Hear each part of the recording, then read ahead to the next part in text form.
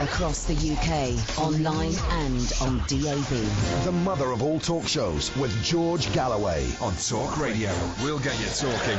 Listener comrades of the world, unite! He's a weapon of mass discussion, and he's back on your radio. Get ready for a revolutionary rumble on your radio with the original George of the political jungle. Galloway, celebrate the mother of all talk shows with George Galloway. Come have a go if you think you're hard enough. Get it? On the radio station that gives power to the people. Talk Radio, we'll get you talking. Well, this is always a good show, but I promise you, tonight it's going to be a classic.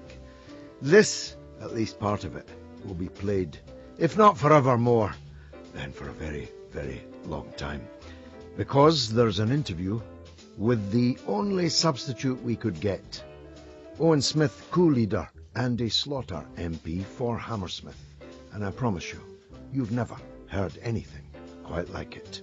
You can talk to me on 0844 499 1000 about Corbyn, about Trump and Clinton, about slavery and the campaign for reparations, and about the role of Britain in illegal renditions and torture. Listener comrades of the world, unite! The mother of all talk shows with George Galloway. On Talk Radio, we'll get you talking. Well, first let me make this official announcement. We contacted Owen Smith's office earlier this week for an interview. After much chasing and early indications it was unlikely to happen, we finally got confirmation late this morning that we would be unable to interview him tonight. But we've already put in a request for him to appear on this show next week.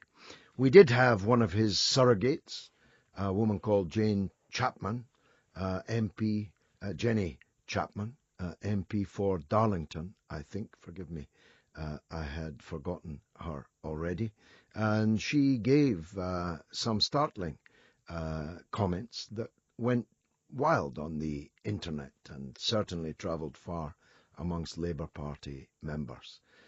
But you ain't seen nothing yet. Wait till you hear Andy Slaughter, my own MP, actually. I voted for him last time in the Hammersmith constituency. So we're talking about the ongoing coup against Jeremy Corbyn, which reached its nadir, you might say, in the High Court this week, when the biggest friend of Prime Minister Netanyahu and Israel, a Mr. Foster, a multi-millionaire failed Labour candidate under Ed Miliband, took the party to court at vast expense to try and get a High Court judge to throw the leader of the Labour Party off the ballot paper in the contest for the leadership of the Labour Party. Ordinarily, you wouldn't be able to make that kind of story up. But I'm afraid this coup against Corbyn gets curiouser and curiouser. You remember, it's only a couple of weeks ago, that we were told that Angela Eagle would be the finest leader Labour could possibly imagine, and that it was time at last, for a woman leader of the Labour Party. All the propaganda guns were moved into position. All the columnists, especially the feminist ones, like Polly Toynbee in The Guardian, were wheeled out to tell us that Angela Eagle's time has come. And then she was elbowed out of the way by a man called Owen Smith, about whom few of us know much, and he's doing his best to make sure that the very large audience of this radio programme at least don't get to know very much at all, because he's running and hiding from an appearance on this show. But I have to tell you, in the words of the then Cassius Clay, later Muhammad Ali, when he went looking for the big ugly bear, Sonny Liston, we're coming after you, Owen, and don't be surprised if I pop up with a microphone for Talk Radio just when you least expect it, because I'm giving up hope that you're going to have the courage as the leader of the chicken coup to come in front of this show. So we're talking about that. We're talking about America. We're talking to the sage, John Le Boutillier, who talks us through the American political season. We talked last week about the madness that is Donald Trump, and this week we'll be talking about the, well, if not madness, badness of Hillary Clinton, who's just been selected, low in very controversial circumstances indeed, as the Democratic Party's candidate for president. And we'll be talking about a very vexed issue, which is already causing vexation on my Twitter feed, when I put out that I would be talking tonight to the leaders of the campaign for reparations for the slave trade and Britain's preeminent role in it.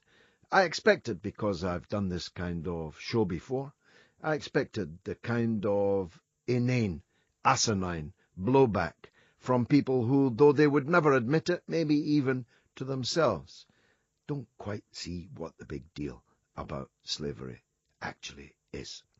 Well, here's what it is to me. Slavery was the greatest crime in human history.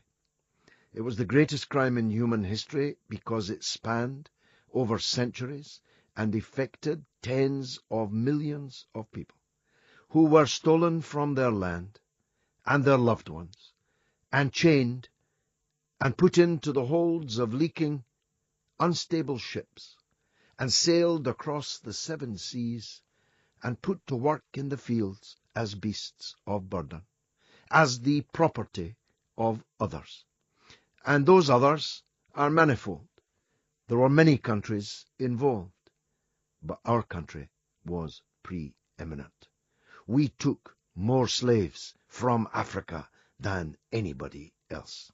We sold human beings as beasts of burden to plantation owners all over the Americas and the islands of the Caribbean. And the horrors, the bestial horrors of the slave trade is virtually forgotten, in my experience, amongst people in this country. And nobody does very much to bring it to public's attention. Well, I'm never going to be found wanting on that. Of course, our own people, our own working people, were not chained to the factory floor in the Industrial Revolution, but were subjected to remorseless exploitation, which kept them on the cusp of hunger and immiseration. And it's true that there were other slavers before us. Like that makes our role any more edifying. I'm here to tell you that we were at the center of the greatest crime in human history. And you know what? We haven't paid a penny to those who suffered as a result of that great crime. On the contrary, we're still paying those who gave up their slaves when we eventually abolished that evil, vile trade. And some very famous people were compensated in huge sums for giving up their slaves, their human beings that they had as beasts of burden. Amongst them was David Cameron's own family. It's one of the reasons why some of his wealth was out there in the Caribbean, in the Cayman Islands and in the Panama Papers. All kinds of fortunes that you know today and recognize today in Bristol, in Glasgow, in London, were built on the blood, sweat, and tears, oh so many tears, of millions upon millions of enslaved people. Now, I myself will not rest until everybody in this country knows everything about that. I myself will not rest until due compensation and reparation for that crime has been made. And if you want to argue that with me, then come and have a go if you think you're hard enough. 0844 499 1000 is the number to call. You can also text me on 222. Or you can tweet me at Talk Radio, at George Galloway. And the best of all of that will, if we have time, find its way onto the show. But above all, I need your telephone calls. That's 0844 499 1000. So we're talking Britain, and we're talking America, and we're talking the Caribbean in between, and we're talking Africa. Not content with invading and occupying Africa and carrying off everything that we could steal, we even stole the people themselves. Can you imagine?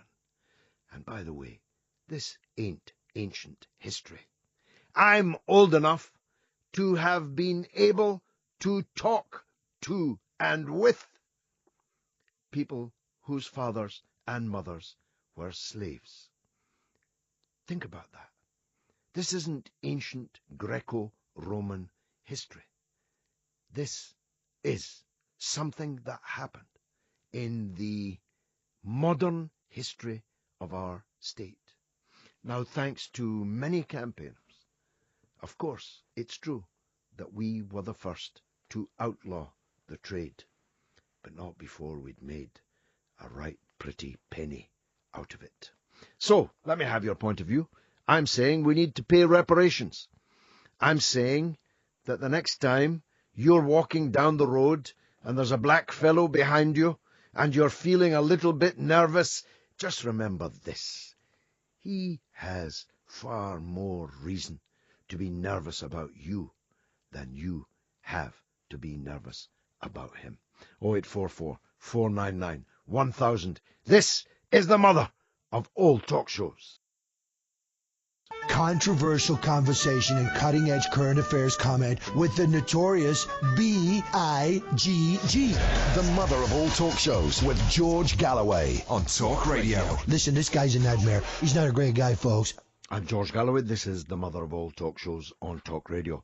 My number is 0844 499 1000. Now we're talking about the coup against Corbyn.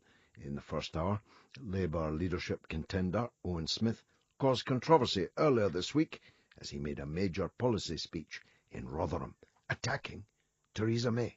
And I'll be honest with you, it pained me that we didn't have the strength and the power and the vitality to smash her back on her heels and argue that these are our values, these are our people, this is our language that they are seeking to steal.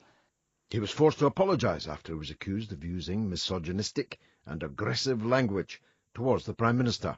I'm a robust politician and I will use robust language, but I was talking obviously about the rhetoric from the Tory party, the ideology of the Tory party, the ideas of the Tory party, not the person of Theresa May. Well, he never uses one word when 100 will do. Meanwhile, in an interview with Sky News, Mr. Smith talked about the problems with misogyny that are rife, he said, in the Labour Party and in the UK on the whole.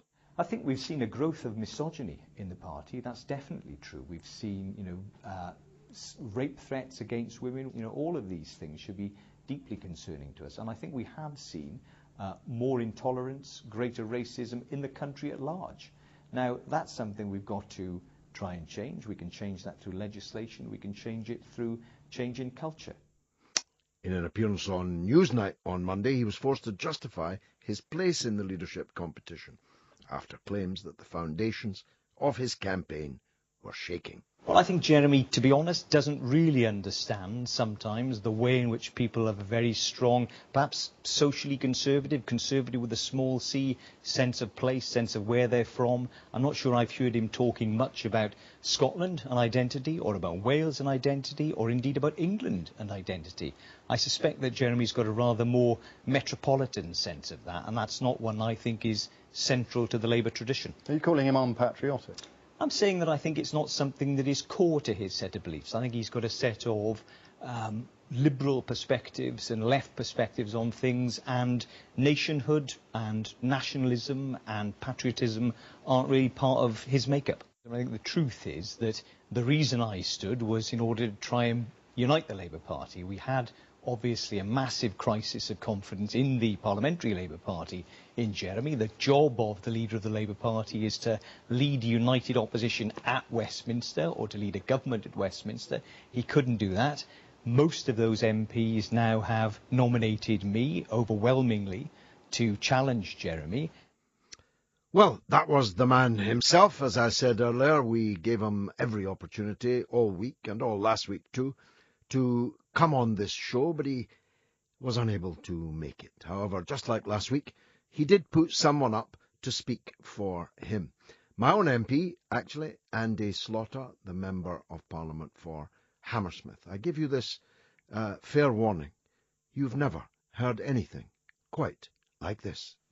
Andy Slaughter, what's a nice guy like you getting involved in a thing like this coup? I'm sorry, I'm not sure what you're talking about. Yeah. The coup against the Labour leader. You may have read about it. No, I think you're misunderstanding there, George. This is a leadership election in the Labour Party. It's a challenge to a leader that's only been in 10 months. That's usually described as a coup, isn't it? Well, I mean, you can use whatever emotive language you want, but it's perfectly within the rules for there to be a challenge. Well, let me tell you what I mean. You're a big supporter of the Palestinians. How do you feel about the fact that every supporter of Israel in the land is rooting for Corbyn's political demise? I really think that if that's the sort of attitude you're going to take to this, then we're not going to have a very sensible conversation. Are you ending the conversation, Andy? No, I'm not ending the conversation. I'm just saying. I mean, what I was asked to do was to come and comment on the Labour leadership campaign, which is, I'm sure it's something that you're familiar with. It's a contest between Owen Smith and Jeremy Corbyn to be the better. Yes, but I'm asking you why. I'm asking you why you're involved in it, and I gave you one reason why I'm asking you.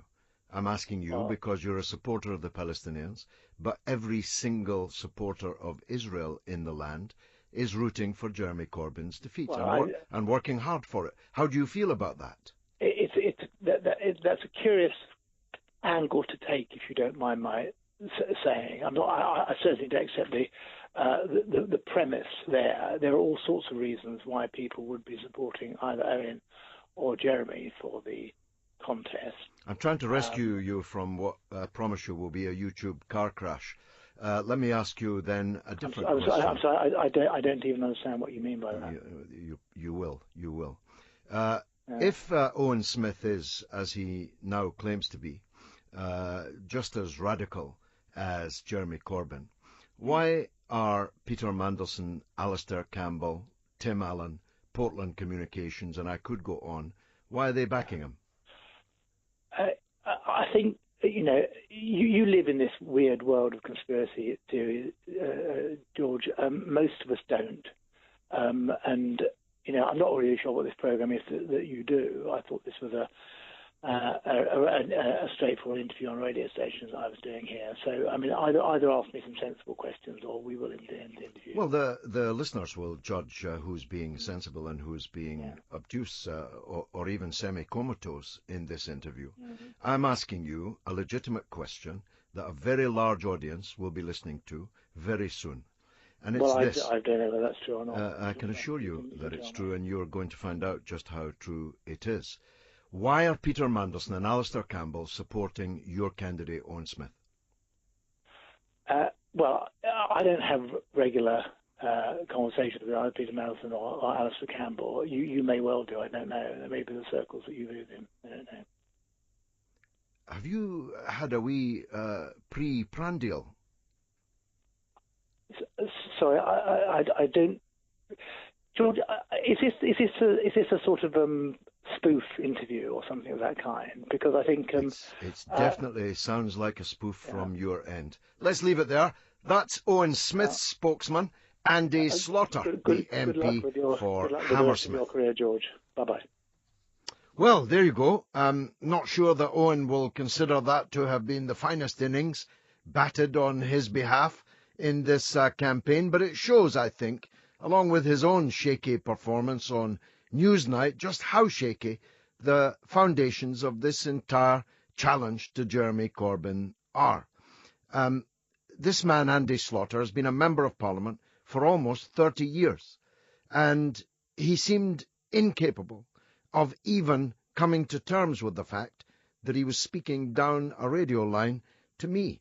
Perhaps he thought it would be another of these BBC-type patsy interviews, where the interviewer puts up a silver platter on which Owen Smith and his surrogates can put any nonsense that they like. But that's not how we work at Talk Radio, and it's definitely not how we work on the mother of all talk shows. My points to him were clear enough, I hope you'll agree, and legitimate. Andy Slaughter has dined out for almost 30 years on being one of the country's supporters of the Palestinian people. Yet he would not even answer my question about the fact that those who take the absolutely diametrically opposite point of view on this subject are all on his side. He wouldn't answer that because he can't answer that, because there is no answer. Owen Smith is currently posing as a kind of young man's Michael Foot. He's trying to persuade us that he's a candidate of the left. He's trying to say, indeed he has said, explicitly, that he's as left-wing as Jeremy Corbyn.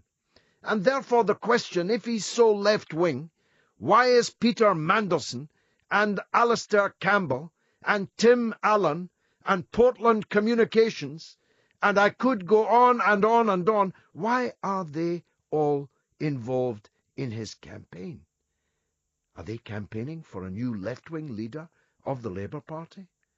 Are they campaigning for someone who's going to challenge the very corporate power at whose teats they all suck so profitably? If you believe that, there's a bridge just along the river here that you might be interested in buying off me. If you believe that, you'll believe anything. Now, Andy thought that he could skate through this interview, but he couldn't avoid the truth, which is this.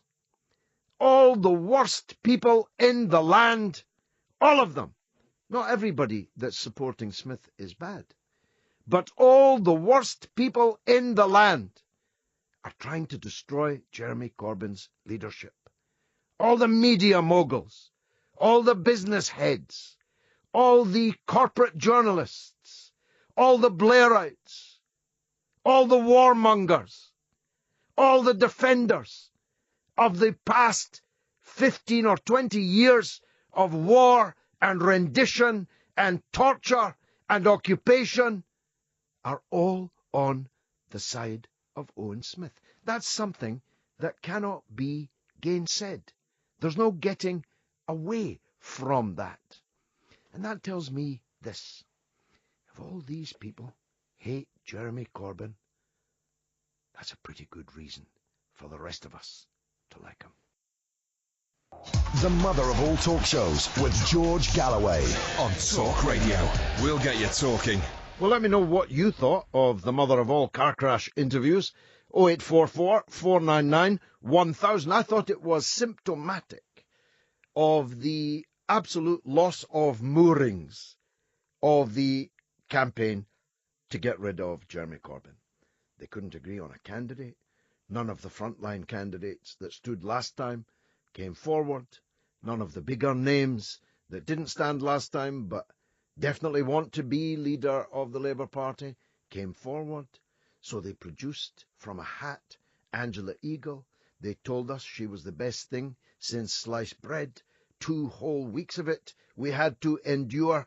Then she was ditched in favour of another guy, a former corporate lobbyist with Pfizer, the multinational pharmaceuticals company, which company gave, by the way, £55,000 in a donation to a Labour Party organisation. Imagine, an organisation called Progress, which is fully behind the campaign of Mr. Smith. So then they had to start again. They began by telling us that Corbyn's policies were so unrepresentative that they presided over, they presented a case for unelectability, and then he reinvented himself as someone just as left-wing as Jeremy Corbyn. You really couldn't make it up. Let's hear from the listeners. John is on the phone in Carmarthen in Wales. John, Hello. welcome. Hi, George. How are you? Now, Good. look, I joined the Labour Party because I believe Jeremy Corbyn's going to win the election and he's the best man for the job. And what's wrong with the Labour Party goes back to Neil Kinnock getting demolished by the Tory press. Yeah, well, that's a fair point. I mean, all Labour leaders have a hard time with the Tory press. Even Owen Smith, if he should ever be the leader of the Labour Party. I don't think Owen Smith will ever make it. I spoke to one of the Corbyn survey people who were checking out my membership and who I'll vote for, and they told me that there was a rock-solid vote behind Jeremy Corbyn. I think, the Blair Project was the beginnings of getting Rupert Murdoch to write nice things about him. And then we had Gordon Brown going to the Daily Mail, please, what policy would you like me to introduce so that you can write nice things about me? And the Daily Mail said, well, can you change cannabis from category C to category B? And Gordon Brown duly did it. And this is the kind of problem with the Labour Party, is that they have their own strength of character, and that's what Jeremy Corbyn is attracting people on, that he has his own values, strength of character, that people know what they're going to get if they vote for him. And as you say, with Owen Smith, we just really don't know what he's about at all. Well, I couldn't put it better, John, in Carmarthen. Thanks very much for that excellent call. Sarah's on the line. She's in Cambridge. Sarah, welcome to the show. Oh, hello, George. Hi. I thought that interview with Andy Slaughter was jaw-dropping. He's a bit lacking in the sense of humour department. I don't know. I don't know if I'd woken him up or he'd dear. had a wee drink before dinner or... Possibly. I've Anyway, no idea. I've never heard anything quite like it. No, me. I wanted to say, yes, ringing from Cambridge. In Cambridge, we have a Labour MP, Daniel Zeisner. He has a majority of 600 from the last election. He did not take part in the PLP coup, the chicken coup, as you call it. He didn't, because you have to be a bit careful in Cambridge. You know, that would have been a little tricky. But last week he came out, it's in the paper, that he is not supporting Jeremy in the leadership election. He's supporting Owen Smith. And I wrote to him, basically, you've shown your hand, Daniel, really. He hadn't the guts to join in the coup, but he's done it in this underhand way. He is a great supporter of Israel, you're quite right. And I just wanted to add that, in my opinion, this coup is a deliberate scorched earth policy. The establishment, the neocons, the globe, the corporates are desperate to stop Jeremy becoming leader and prime minister, and they'll cause total destruction, as I say, scorched earth, anything to stop it. That's the only way to explain it, because otherwise, why now? So I'm very supportive of the line you're taking on this. And well, thanks, Sarah. I've never heard of your MP. Who's in second place, 600 votes behind? Julian Huppert. He was the Lib Dem MP for quite a long time. Very popular, very good, hard-working constituents MP. And he was pipped to the post by Zeisner, who is not in Because I'll tell you why I'm asking. Because there was an MP in Cambridge before the war, who supported the war. Yes, but he said afterwards, Iraq cost me my seat. I thought, Iraq it cost her a seat and it cost 1 million people their life's blood. Yeah, that's what I said to her. George, well, that lost her a seat. Yes, it did. Just these MPs, they show themselves this lack of moral courage, moral fibre, and people are seeing through it, you know. So just wanted to let you know. I'm grateful to you, as always, a very eloquent contribution from Cambridge. Go on. Can I quickly add one thing? Yes. 2 weeks ago, a group of us formed a protest against the presence here of Madeleine Albright, who came to speak at a Cambridge Cambridge University Department of Politics lecture with the Republican Vin Weber. And group of us, we basically gathered at the entrance to the department where it was and had our banner, 5,000 children, the price worth paying, and we shouted. I can't bear this. The thought of this woman. And yes. Anyway, she saw us, and a friend of mine shook her head at her. Basically, what you've done is wrong. And this tiny little figure at the back of the posh car shook her head back.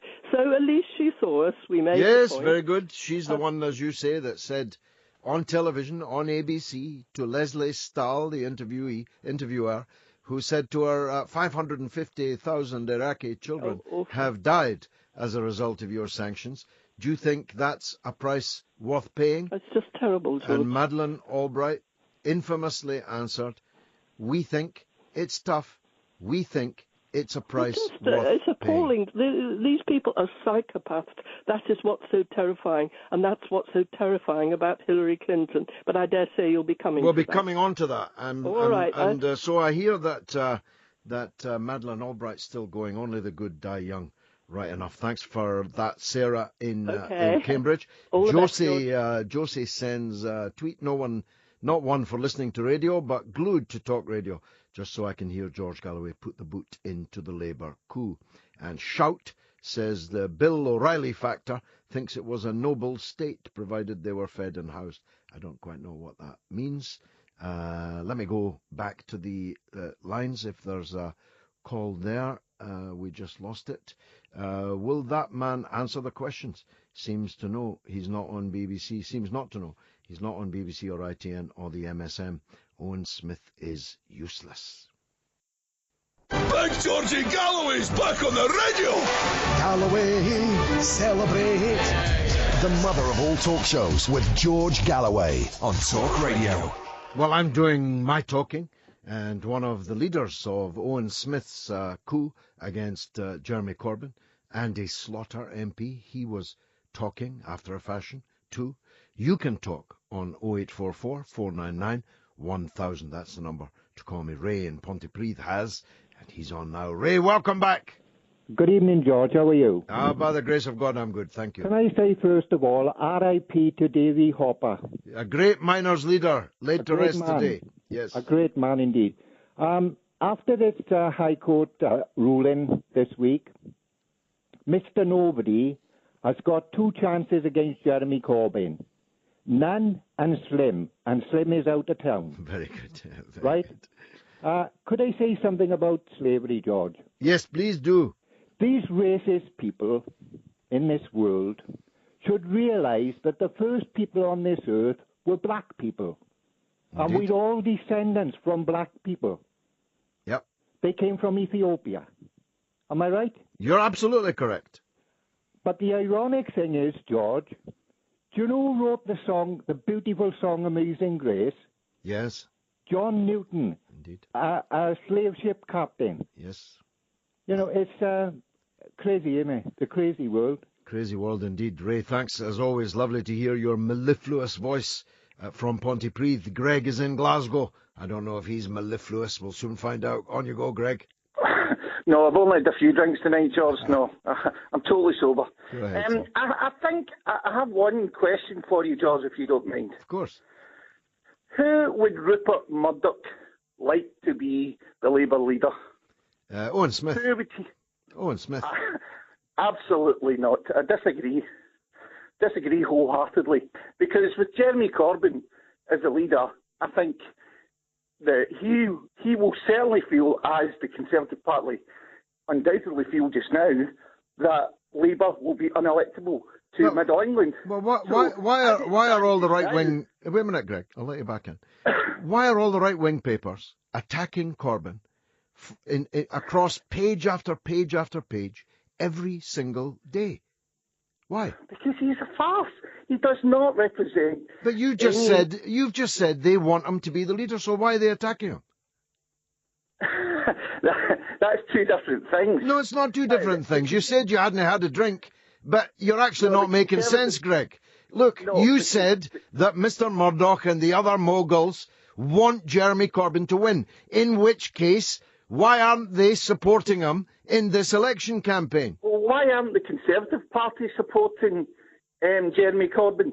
Well, Why exactly. are they attacking him? Well, don't you see how illogical what you're arguing is? No, it's not illogical at all. If the Tories and the right-wing press wanted Corbyn to continue as leader of the Labour Party, why are they all ceaselessly, endlessly, ferociously attacking him every day and all day?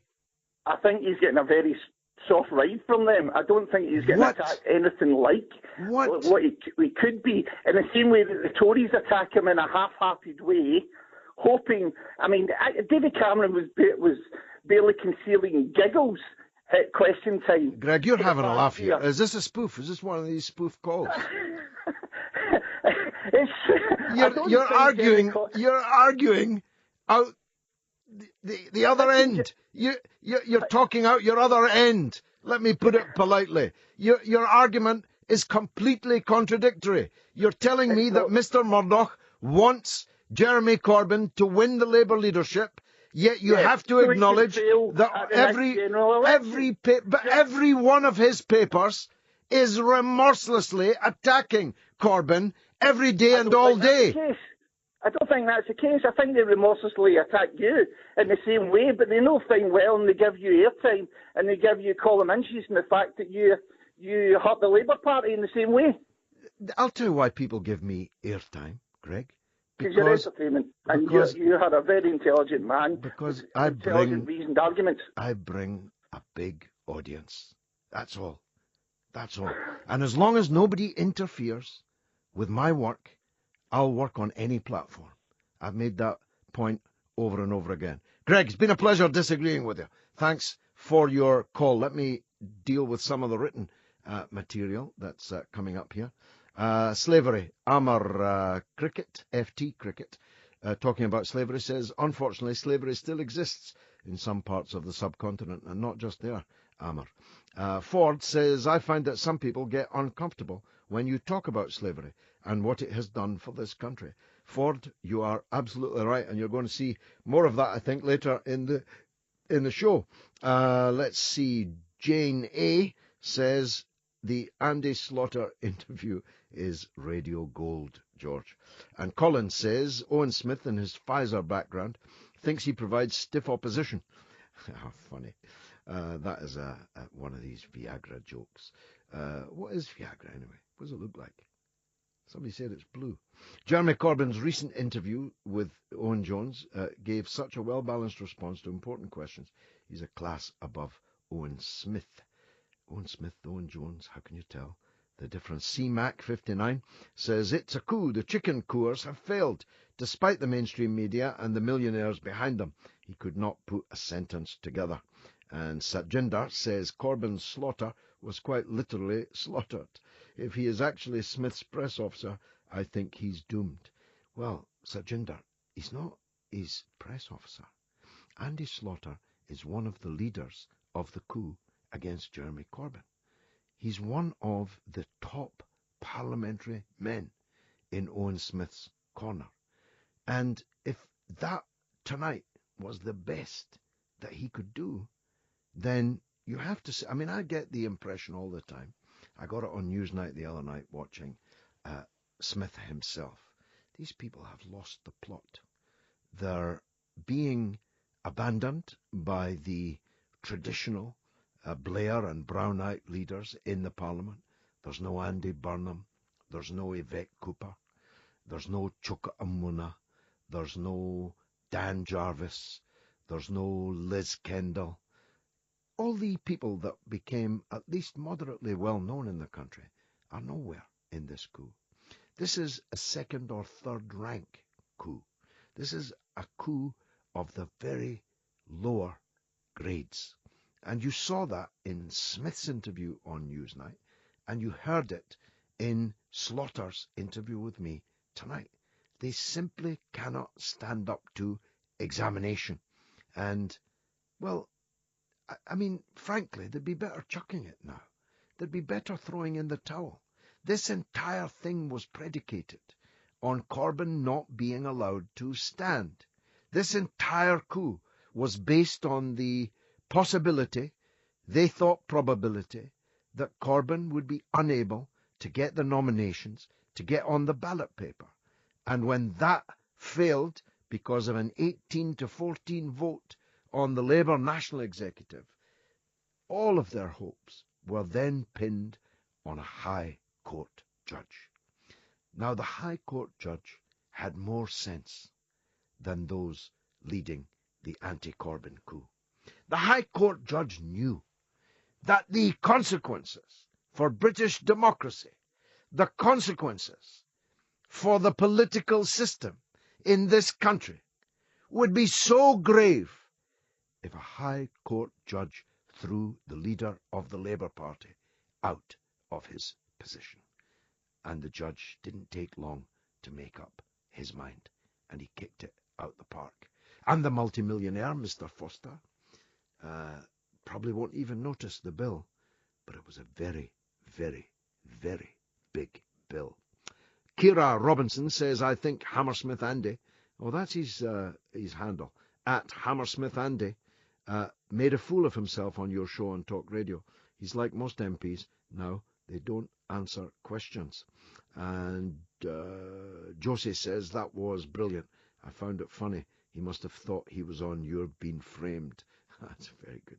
I'll be talking about Big Brother, by the way, later in the show. I see Celebrity Big Brother has started again. I'll give you some insights on what that whole thing is like. Mark Turner says, I find it bizarre. I've never agreed with a word I've heard George Galloway say, but I'm thoroughly enjoying his talk radio show and agree with every word. Thanks for that, Mark. Trust me, there's a lot of people in your position. Dominic Virgo says, this won't happen, hopefully, George. I think a political change is starting to happen, and Jeremy has brought that. Well, he has, you know, and it's got to this stage. What's that guy, the BBC's political correspondent? I can't remember his name. He's a nobody. He's sort of second in the tier on the BBC's political correspondent thing. He was up at Leeds filming a rally of supporters of Jeremy Corbyn that was, number one, packed to the gunnels. It was ecstatic in its spirit. His popularity vibrant, vibrating. The walls were vibrating with the support for Corbyn in this rally. And so, unable to deny that which was in front of his own eyes and in front of his own camera, he made a slight turn and said, well, you can see that a lot of Labour MPs are quite nervous at the personality cult that Jeremy Corbyn has built up. So, if you're unpopular, you're unpopular. If you're popular, you're a personality cult. The fact that there's no other politician in this entire country can fill halls from Land's End to John O'Groats with thousands upon thousands upon thousands of supporters. The fact that Corbyn now leads the biggest Labour Party that has ever existed on this island. The fact that Corbyn is the leader of the largest Labour and Social Democratic Party in the entire world, and all of it in just 10 months, in all of which 10 months he's been being stabbed in the back, in the side, and occasionally in the front by his own MPs.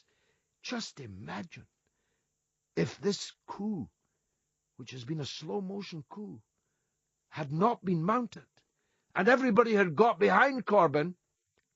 Instead of 600,000 members of the Labour Party, you'd probably have 1 million now. And the polls would be better.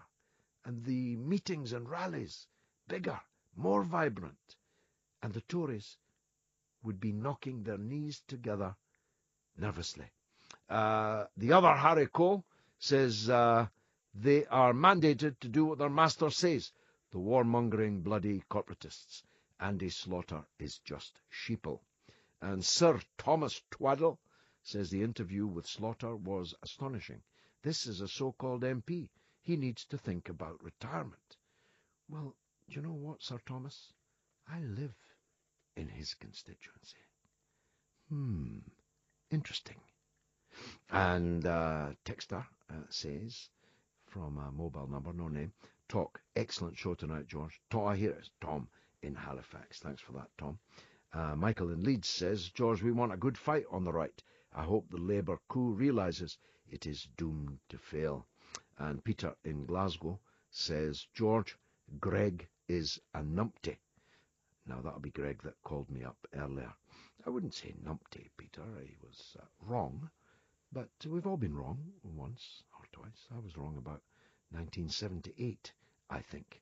Is Mr. Smith the best candidate they can put up? Asks Moses. Well, I've got to say, Moses, if you don't know, how can any of the rest of us? Well, it's been a fantastic first hour. I hope you'll agree.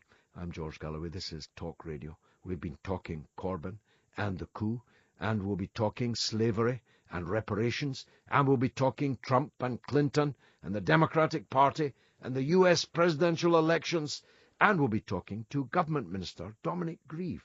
Right after the news, we'll be talking about the subject of rendition and torture and Britain's role or not therein. George Galloway, the mother of all talk shows. Across the UK, online and on DAB. A new kind of talk radio. We'll get you talking. Talk Radio. It's the mother of all talk shows with me, George Galloway, every Friday night between 7 and 10. It's always good, but the last hour was pure radio gold. At least I thought so. So stay tuned for 2 more hours of really fantastic radio. Across the UK, online and on DAB. The mother of all talk shows with George Galloway. On Talk Radio, we'll get you talking. Listen up, comrades of the world. Unite! He's a weapon of mass discussion, and he's back on your radio. Get ready for a revolutionary rumble on your radio with the original George of the political jungle. Galloway, celebrate. The mother of all talk shows with George Galloway. Come have a go if you think you're hard enough. Get it? On the radio station that gives power to the people. Talk Radio. We'll get you talking. Well, we're certainly all talking tonight in the first hour about the coup against Jeremy Corbyn and many, many other subjects still to come. There are at least 2 Tories that I'd go tiger shooting with. One of them has just written a letter to the other one, and the one who's got the letter is up next, Dominic Grieve, former Attorney General. Come have a go if you think you're hard enough. Get it? The mother of all talk shows with George Galloway. On Talk Radio, we'll get you talking. Now, Dominic Grieve, Member of Parliament, was a very stand-up, straight Attorney General. Would that all recent Attorney Generals had had the same integrity as him, and I say that even though he's a Conservative. He's just received a letter in the capacity he now holds, which is chair of the Parliamentary Intelligence and Security Committee, from another upstanding parliamentarian, Andy Tyree, on the subject of rendition and Britain's role therein. Now, Mr. Grieve has very generously, graciously interrupted his holiday to talk briefly to us, and I'm grateful to him for that. Dominic, thanks very much for joining us. It's a pleasure. Now, you've got this letter from Andy Tyree, who has basically alleged that what we have been told, that Britain had clean hands on the whole rendition, dismal, grubby, sordid rendition business, in which people were kidnapped, essentially, that's what the mafia call it, and flown to places where they could be tortured, that Britain had more of a role in that than has hitherto been admitted by the Labour government ministers at the time. How are you going to deal with such a letter? Andrew Tyree is absolutely right to raise his concerns about this. It's a legitimate subject of concern, has been raised in Parliament before. The Prime Minister, having asked a retired judge, Sir Peter Gibson, to look at the documents, Sir Peter then had to stop his inquiry because there was the possibility of criminal prosecution. And the Prime Minister then, David Cameron, asked the Intelligence and Security Committee to look at what Sir Peter Gibson had found and to pursue his inquiry. And this we are now doing. Now, all I can really say about it is this. I'm satisfied that we are getting the documents and the evidence that we need at present to do the inquiry. If at any stage I were to conclude that we weren't, then firstly, I would raise it with the new Prime Minister. Secondly, if necessary, I would go to Parliament and say that we weren't able to do our work. But what I've said to Andrew Tarry is that we will carry on with our work, and I hope that we will be able to come up with a conclusive report in the not too distant future, although we are, I should emphasise, far from finished with this work. The question as to whether what gets published or put in the public domain is not a matter within my authority. It's for the government and not for me. But what I've said to him is that I'm satisfied that we can do the inquiry at the moment. And if I were at any stage to feel that we couldn't because we weren't getting what we wanted, then I'd probably tell him, but I would also tell Parliament, and I'd certainly be telling the new Prime Minister. Will you deal with, has anyone dealt with, forgive me, I'm a bit behind the pace on it, deal with the issue, which I heard with my own ears and saw with my own eyes in the House, the former Foreign Secretary, David Miliband, saying at the dispatch box that no rendition flights had touched down on any British territory, flying people on their way to be tortured, a fact which later turned out to be untrue. He may or he may not have known that when he made that statement. But will anyone be held to account for the fact that at least one piece of British territory, Diego Garcia, and maybe another, Prestwick Airport, were indeed used as part of the transition of people to the torture chambers? It's part of our inquiry to look at the evidence that the United Kingdom was involved in rendition. And I should emphasise in saying that, involved in rendition either unwittingly or wittingly. That would include flights through British sovereign territory. And we will be able, I trust, to look at all that. And if there are areas within that where there is a lack of evidence, then we will be able to identify if such evidence is lacking. But as I say, as matters stand at the moment, of having any evidence withheld from us by the government. So I hope very much that we will be able to include that in our report. And last question, because I know that you're on holiday. If you are not satisfied with your access to documents and witnesses, will you tell us? Will you tell the public? I think it's certain that if we were unhappy that or felt that we could not conclude our inquiry, then the committee would conclude collectively. And remember, it's a cross-party committee with representation from 3 political parties and the cross-benches. We would undoubtedly refuse to conclude our inquiry. I mean, we're not about to publish something which is inadequate or which we are not satisfied with our own, with the evidence presented to us. How we would go about that, I mean, clearly we would have to speak to the Prime Minister.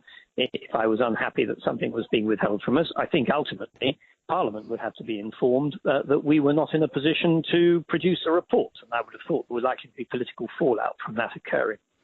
Dominic Grieve, you're an officer and a gentleman. Thanks for joining us on your holiday on Talk Radio. That's Dominic Grieve, the former Attorney General, now chair of the Parliamentary Intelligence and Security Committee. Note to Andy Slaughter, that is how you respond to questions on the radio.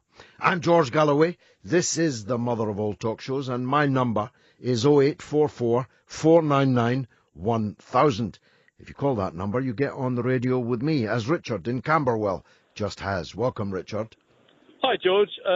Big fan, to be honest. I voted for you in the mayoral election, although Thank you. It wasn't to be. 154,000 people did, and they were the finest people in London.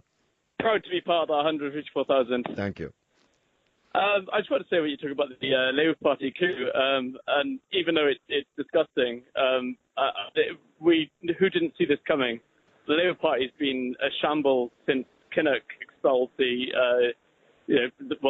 true Labour Party in the 80s. And obviously with Blair and Brown, the Labour Party's been in freefall since. Well, that's a fact. Labour under Blair in particular, but it was continued under Brown and also under Miliband. They said they were New Labour, but really they were non-Labour, and in the end they were anti-Labour. They transformed a butterfly into a slug, and people recoiled in horror at it. millions of voters were lost. 13 million Labour votes in 1997, 8 million Labour votes by 2015. They lost millions of supporters. They lost hundreds of thousands of members. And in just 10 months, Corbyn has begun to turn that around. And their answer is to tear him down. Absolutely. Well, he's gone against the fabric of what the Labour Party now is. And it seems to be directly linked with, the fabric of society seems to have been declining in direct relation with the Labour Party. I was in hospital recently, and I was in the A&E department, and as they were pulling my remote control out of my ANS, that's another of these very stupid prank calls. I wonder, he seemed like an intelligent fellow, and we're discussing such issues of such moment.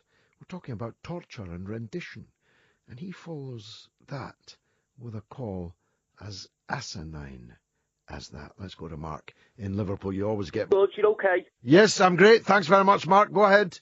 Yeah, listen, I'm very disappointed with you, and I'll tell you why now. Let me start off by saying I'm a fan of Jeremy Corbyn. I rate the man and I rate his politics. And what the media have done to him is an absolute stain on the word journalism. It's absolutely embarrassing. But this is what I want to say, mate. At the end of the day, it's down to an opinion and the opinion we have. I do not believe Jeremy Corbyn will rid us of a Tory government, which is issue number one. And that's what it really comes down to, George. And I don't think you were fair with Andy Slaughter earlier. I really don't. I don't think you should. We were listening there, and we wanted to hear that progress and go forward and maybe clear the air a little bit. Don't forget, we're all not plugged into the system like you are, mate. You know what I mean? So it's important that interview happens for our beloved Labour Party, and I'm just disappointed. Also, let me say a couple of things regarding the war, and I did a talk yesterday with some girl that I'm not voting Labour over this Trident lark. Wait a minute. You're not going to vote for the Labour Party over this Trident debacle, even though Jeremy Corbyn's against Trident, but what the party's done. Well, what about the social issues? What about our drug-riddled estates and our communities? And you're going to pick a subject like that, and I understand it's a big subject, and it was one that was close to the girl's heart, but it's like you're passing right over all the social issues for that issue, and it's starting to get on my nerves now, George. Well, look, and I'm always sorry to disappoint my friends in Liverpool. I'm there on the 7th of August, by the way, showing my film, The Killings of Tony Blair, at the Fact Cinema. Come along to that, and we can maybe continue this conversation. So I'm sorry that I disappointed you, but I want to press you on one or two important points. Okay. You say that Corbyn can't win a general election. But nobody has given him a chance to prove otherwise. But there have been 4 parliamentary by-elections since he became leader 10 months ago. All 4 of them were won, 3 of the 4 by substantially increased majorities. Labour won the mayoralty in London. They won the mayoralty in Bristol. They captured seats all over the country and beat the Tories at the local elections in May. All of this despite the fact that there has been a coup going on from the day and hour that Corbyn was elected. Now, were you as impatient with the last guy, Miliband? Were you as impatient with him? Because he was a turkey, if you ask me, and so the electorate thought. Were you as impatient with the guy before him, Gordon Brown, who never won an election, ever, even though he got handed the prime ministership on a plate? Why are you holding Corbyn to the fire already when he's won every election that's been put in front of him? He's made your party bigger than it has ever been in its entire history, and it's the biggest Labour Party in the whole world. Why are you being so hard on Corbyn? George, I'm not being hard on him. You've got to realise this hurts me to say this. The man's closer to my beliefs than any of the other politicians who stepped forward. Just in me heart, I don't believe he's the right man. Well, let me tell... George, can I finish, mate, please? Yeah. I think he's talking to the converted, for one. I think it's a movement, and it's a great movement to see. It's refreshing that especially all the hard boys, I go down the club, and all the hard lads, all the hard lads, I've got a spring in the step, mate. A spring in the step. But what I'm saying to you is this press are going to murder him. They're going to rinse him. And my main issue is to rid us of a Tory government. But, look, are you going to let the press choose the leader then? No, I'm not choosing my leader, mate. Well, look, if you say that the press are going to murder him, so we'll need to murder him first. That's essentially what you're saying. Well, no, not at all, because I'm not listening to them. Listen, I don't even read. No, I'll be honest with you, the only time I read the damn right is when I'm in prison, and on a Sunday I get the Sunday Times, and that. They're the only time I read them. I don't go near them, mate. They're not my type of people. But it's not me you're after appeal to. You're talking to the converted, George. All right. You know so what I mean? the only time you read the press is when you're in prison, and you read the Sunday Times, and you're trying to tell me that actually you're a Corbyn man. You just think that he's got to go. We've got to murder him before the Tories and the government and the media murder him. That's one of the stranger conversations I've ever had. But hey, that's what I'm here for 3 hours every Friday night on the mother of all talk shows. Call me have a go if you think you're hard enough. Get it? The mother of all talk shows with George Galloway. On Talk Radio. We'll get you talking. Well, are you? Are you hard enough? If so, here's the number. 0844 499 1000. I'm only joking. I'm not going to bite your head off, even if I profoundly disagree with you. I'm like the last fellow who only reads the newspapers when he's in prison.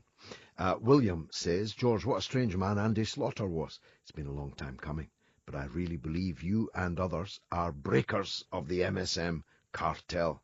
And Leyland Brooks says, Owen Smith postures himself as a champion of the working class and shows respect for JC. He out-Corbyn's Corbyn. That's why Peter Mandelson and Alistair Campbell are supporting him, of course. And Leyland again says, Owen Smith appears strong and sounds legitimate. What is his track record in Parliament? Not much. I think Smith is Lee Harvey Oswald, the patsy. That's why they're using the third tier. Well, metaphorically, maybe. Damien, the legend, is in Brighton, and he's on the line. Damien, welcome. Good evening, George. Hi. George, I wanted to talk about feminism in relation to the leadership contest. But could I just make a very brief comment about Mr. Slaughter? Yes. Now, his heart just wasn't in it, listening to him earlier. And he came across, if I'm going to be quite honest, as rather gormless. The plotters have sought to destabilise Her Majesty's opposition. So in that sense, it could be argued that they're actually in breach of their covenant with the constituents who voted for them, because those constituents voted for them to be returned to Parliament to oppose the Conservative Party. Yeah, and I'll tell you something else, Damien. I'll let you back in a second. Yeah, sure. 99% of them got elected because they were the Labour candidate. Not more than 1% of them got elected because of who they were. They got elected because they had a Labour rosette. Period. They were funded, supported, selected as Labour candidates, and this is how they repay that debt, George. But there's a positive side to this, because these dishonourable plotters have abdicated their duties. Of course, it leaves an excellent opportunity to ambitious, independent-minded Labour MPs who want to make a difference to fast-track their political careers and get some front-bench experience to prepare them for government. So we've already seen that one's returned, and there's some great career opportunities there for people who want to step forward and really make a difference in the country. But the reason I called, George, was about feminism. Now, of all the ideologies, I think that I'm in most agreement with feminism, and I hold it in very high regard, because if you look at the history of feminism with the suffragettes, who were beaten, lost their lives, and were force-fed because of their beliefs, the Labour Party, and their belief is, I mean, what is feminism? I mean, feminism, if you look at it essentially, the very core of feminism is equality for all. It's the front line of the fight for equality for men, women, for everybody. And so the Labour Party, which is founded on the principle of equality, is the home for feminism. You know, I mean, I would argue. Now, that's why it saddens me that we have Owen Smith, who only this week said that he would like to smash a woman to her heels. This isn't the first... It was rather violent imagery, wasn't it? Well, it's not the first violent metaphor that Owen Smith has used against women, George. He also described the result of the Liberal Democrats going into coalition with the Conservatives as akin to a battered wife putting makeup on after a beating. Now, what I simply can't understand, George, is why women like Jess Phillips, Yvette Cooper and Jenny Chapman are supporting Owen Smith, who is a man who trivialises violence against women. Well, I don't know if I wouldn't go that far, because I don't know. I bow to your superior knowledge on this. I do know that he told the leader of Plaid Cymru on the microphone, on television, that the only reason she was on television so much was because she was a woman. If Jeremy Corbyn had said any one of the three things that you and I have adumbrated this evening, he would be being pinned against the wall as a misogynist, as virtually a wife-beater himself. Yet Smith did say these things, and yet he is the candidate of the so-called feminists in the Parliamentary Labour Party, and indeed in the media, the Polly Toynbees and the army of people like her. That shows how desperate they are to get rid of Corbyn, doesn't it? Because they can't seriously in their heart think that Owen Smith is the real deal. I find the use of language by Owen Smith deeply troubling, and I'm not sure how they are reconciling it with, a left-wing position. I think it all boils down to, and I think it's worth repeating, is that Jeremy Corbyn is placing the interests of the public of the UK above corporate interests, and that is simply unacceptable to the right-wing clique of plotters who have set about trying to topple him from his position. Damien, as always, absolutely brilliant. Thanks very much. Donald MacLeod writes, George, you could have given the poor fellow a chance to get off his stool. An early first-round knockout was too quick altogether. Well, maybe you've got a point there, Donald. Richard Tyne says, George, hope you and yours are well. Been a busy few months, but I'm enjoying putting my feet up and listening to Talk Radio tonight. Thank you, Richard. Stay in touch, pal. Don't be a stranger. The Duke says, hilarious, clearly only used to being stroked by the BBC. They don't like it up 'em. Well, some of them do, actually, Duke. Michael says, fantastic to hear your dulcet brogue back on the radio, George. Great to hear MP slaughtered by your good self. Please can we have some more? Indeed, you can, and there's much more where this came from. I'll be talking after the break to a woman who is one of the leaders of the campaign to bring to the fore, and I'm involved in this campaign, the need to make reparation to the descendants of the slave trade on which Britain grew fat and rich. And, of course, some people benefited more than others, but Britain's public realm, Britain's national wealth, was bloated immeasurably, unrecognizably, by the trade in human beings, whom we stole off their land and from the beseeching arms of their loved ones. We chained them into ships. Listen to Ziggy Marley and Redemption Song if you want to know poetically and musically what I am talking about. I was on the march, started in Brixton last summer, and if I can, I'll be on the next march. And the person I'm going to be talking to, Juliet Ryan, is a project manager for the Working Action Group, which is campaigning for reparations for the black community. Some people say it's a controversial issue.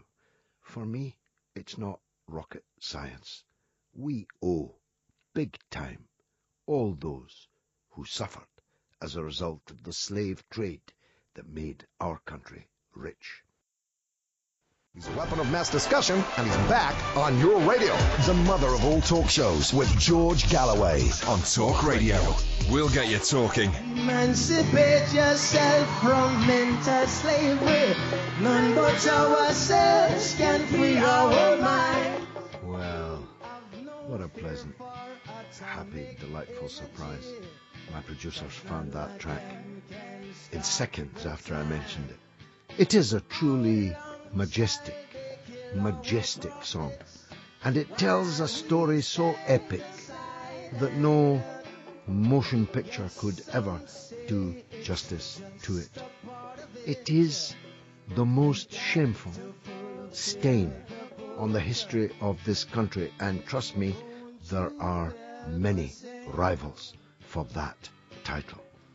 So that's why I've always, back in my Talk Sport days, faced some angry crowds in my demand that we need to make reparation to those communities and those places that suffered the depredations of the piracy, and that's what it was, state piracy of entire peoples and lands in the slave trade.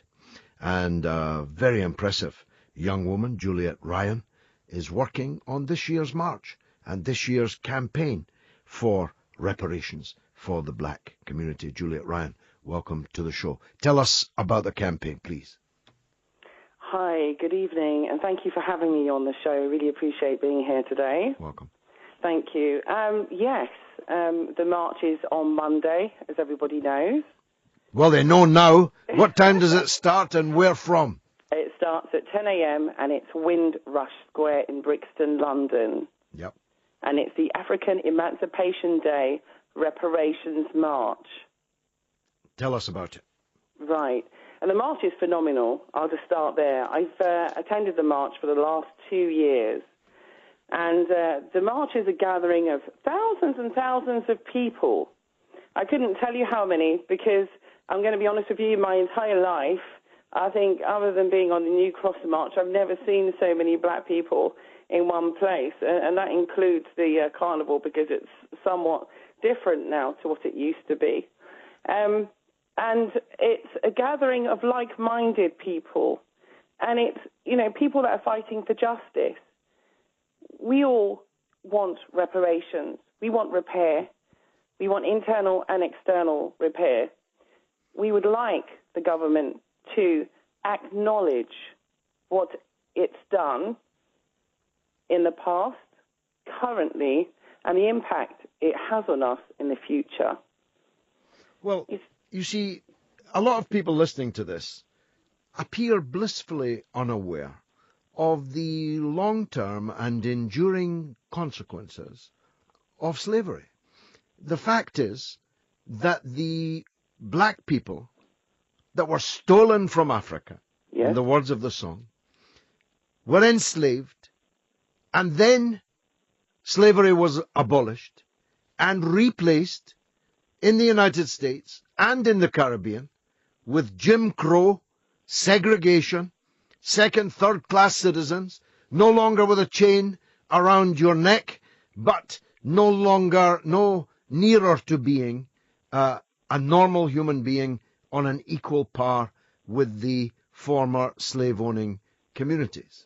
Subject to racism for 100 years, and until now, all of it traceable back to the notion that one group of people were so superior to another that they were entitled to enchain them, steal them from their families and their country, and put them to work as oxen, free, sold, bought and sold in a marketplace, as if they were oxen. And we're supposed to believe that that's had no impact on today's generations of young black people. Disabuse that, please. I'll be honest with you, I'm a victim. I'm a victim on every level. I suffer from post-traumatic slavery disorder, and I suffer from post-traumatic slavery syndrome, as has been diagnosed and I'd say identified very clearly by Dr. DeGroy. I would say that 99.9% of our communities do, not just here, but also on the continent. You see, my name is a slave name. It was branded on my ancestors with hot irons. You see, they were chained. They were thrown to the bottom of the sea. They were seen as tonnage. They were seen as cargo. They were seen as disposable. They were seen and treated less than you would treat an animal.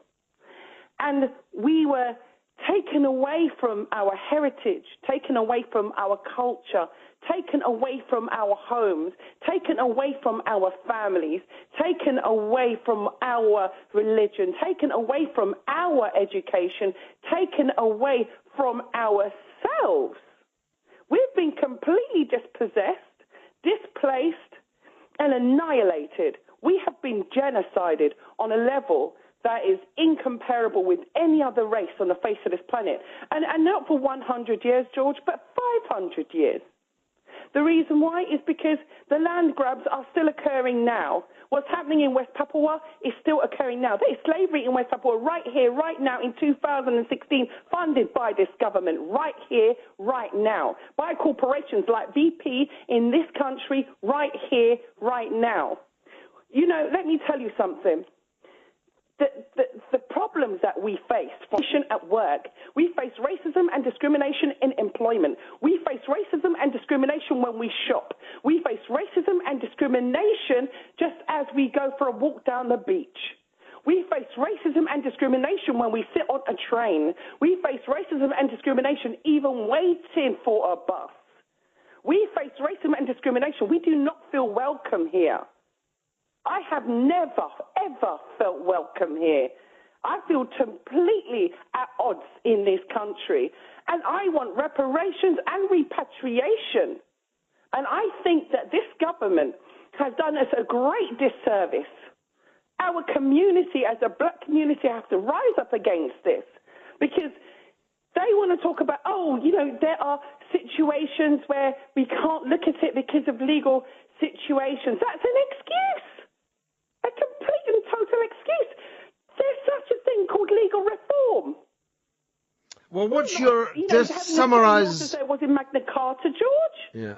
Juliet, summarize the demands of the campaign and the march, will you? Well, the aim of the march is to draw attention to the African people's global determination not to let the British state and other perpetrators get away with the crimes of the Mangamizi, and that is what we call the Holocaust because we're not able to use that word, so we call Holocaust because it has been kept for certain people. And of chattel and colonial and neo-colonial enslavement. We want to raise consciousness about the fact that all the attacks on us, both as individuals and as collective peoples, that happen in all instances, especially our attacks on us in the media, where, for example, we are still fighting just to get exposure in the media. And that is why thank you for letting us on this show today. You know, we want a parliamentary investigation. We want a parliamentary inquiry. We want this to be addressed by the government. We want them to take our demands seriously. We want to increase awareness of the necessity to stop the Mangamizi. And Mangamizi means genocide and continuous Holocaust. Yeah, and its current manifestations such as austerity and also all of the other aspects that come with austerity. because many of us are in gentrified areas where we've lost, our homes or had to move or been moved. There's also the fact that there are attempts to recolonize Africa, which is happening now. There's menticide, there's deaths in police custody, there's psychiatric issues, there's deaths in prison custody, there's high rates of us always being stopped by the police, always being attacked by the police. The negative images that are portrayed of black people constantly by the media.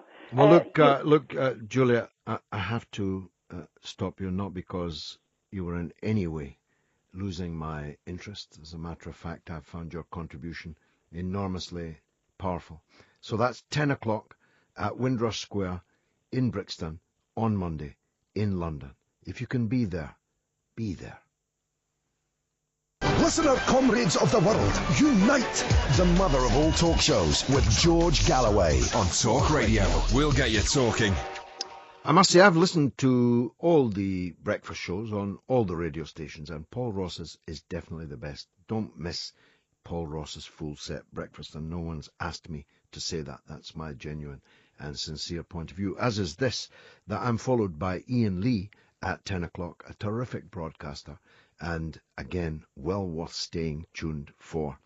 Well, we've just been talking, I think in the most powerful terms, about the issue of slavery and the post-slavery trauma suffered by the descendants of it. And I have seldom heard it put more powerfully than Juliet Ryan, though she did make the point that's her slave name. That's the name that was branded by iron on the skin of her ancestors, stolen from Africa. Martin from Wolverhampton is on the line on this very subject. Martin, welcome. Good evening, George. I do think that it's important that we never forget the role that Britain played in the African slave trade. Many people just think that it was to do with the what we know as the British West Indies, but actually went beyond that. And Britain played a major role in the transportation of African slaves into Colombia, through Cartagena de las Indias, and into Brazil as well. And so it was much wider than a lot of people think. Indeed, and we made a fortune on it, fortunes which by and large still exist today and provided the foundation for very great fortune.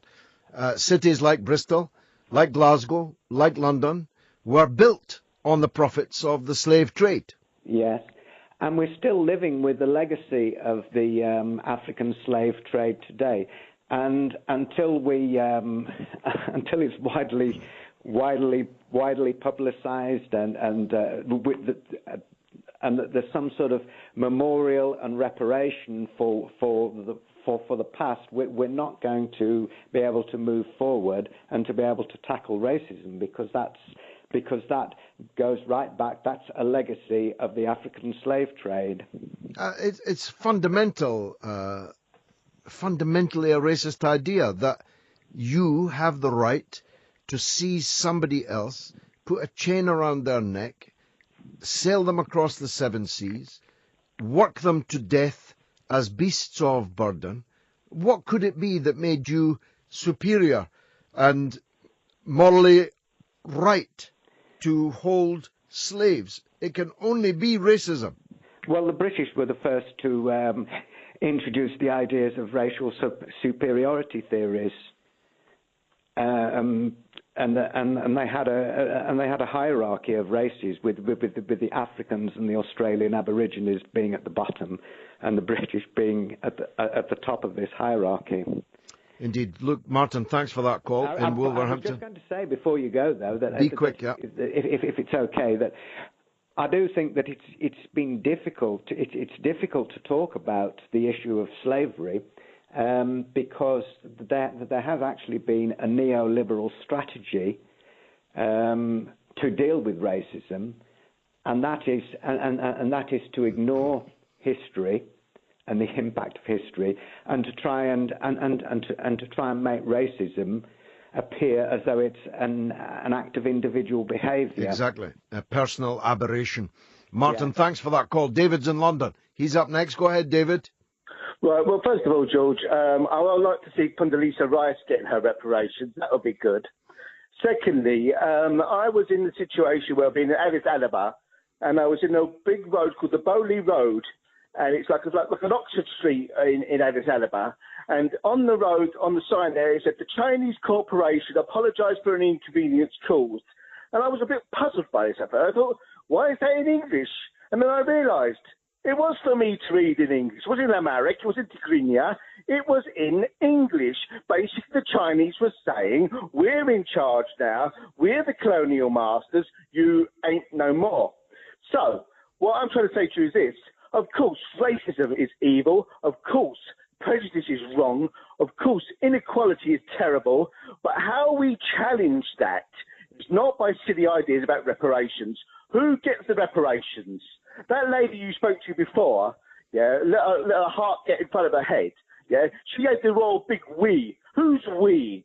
She ain't we. She doesn't represent the black population. In fact, the argument should be is that only the slaves' descendancies, which we and you could be one of, because we can't trace our ancestors back that low, should be the ones with reparations. What about the rest of Africa, who's been raped and murdered as we speak? That, in fact, as far as racism is concerned, and as far as black prejudice is concerned, which is genuine, which is real, the prejudice exists. We must destroy it. We must challenge it. We must make equality as our goal, of course. Me and you will 100% agree about that, but it's not about reparations.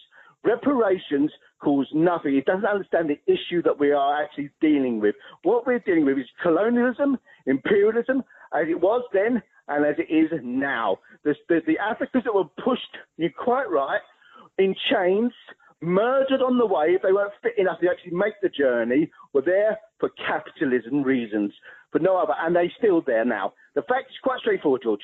There are more slaves now in the world than there was during the so-called slave trade. Why do you say so-called slave trade? Well, okay, I apologise. Yeah. I shouldn't say that so-called. No, you shouldn't have. Me. Let me ask you something. Yeah. Are you black, David? No, I'm not. I'm married to a black woman, if that's any good to you. No. It's just that you called into question the right of our speaker to speak for black people, yet you are yourself not black. Do you see any... Maybe you want to apologise about that too? No, because she was making the assumption that she spoke for all black people. Well, she's got a better shout at it than you. Well, fair enough, but at the end of the day, I mean, I can't change my colour. No, you can't, but you ought to be just a little bit more humble when denouncing black people's right to speak for themselves when you yourself are white. Thanks, David. We got your message. Michael is in Leeds. He's up next. Go ahead, Michael. Hi, George. Great to be back on the station again. Thank you. I'm very happy to be here. Go ahead. Yeah, I just want to say that your caller, Julia, found her speech inspirational. She was obviously very passionate about what she was speaking at. Yeah, I didn't myself agree with everything that she said. Yeah. But I must say it touched my heart and it touched my head.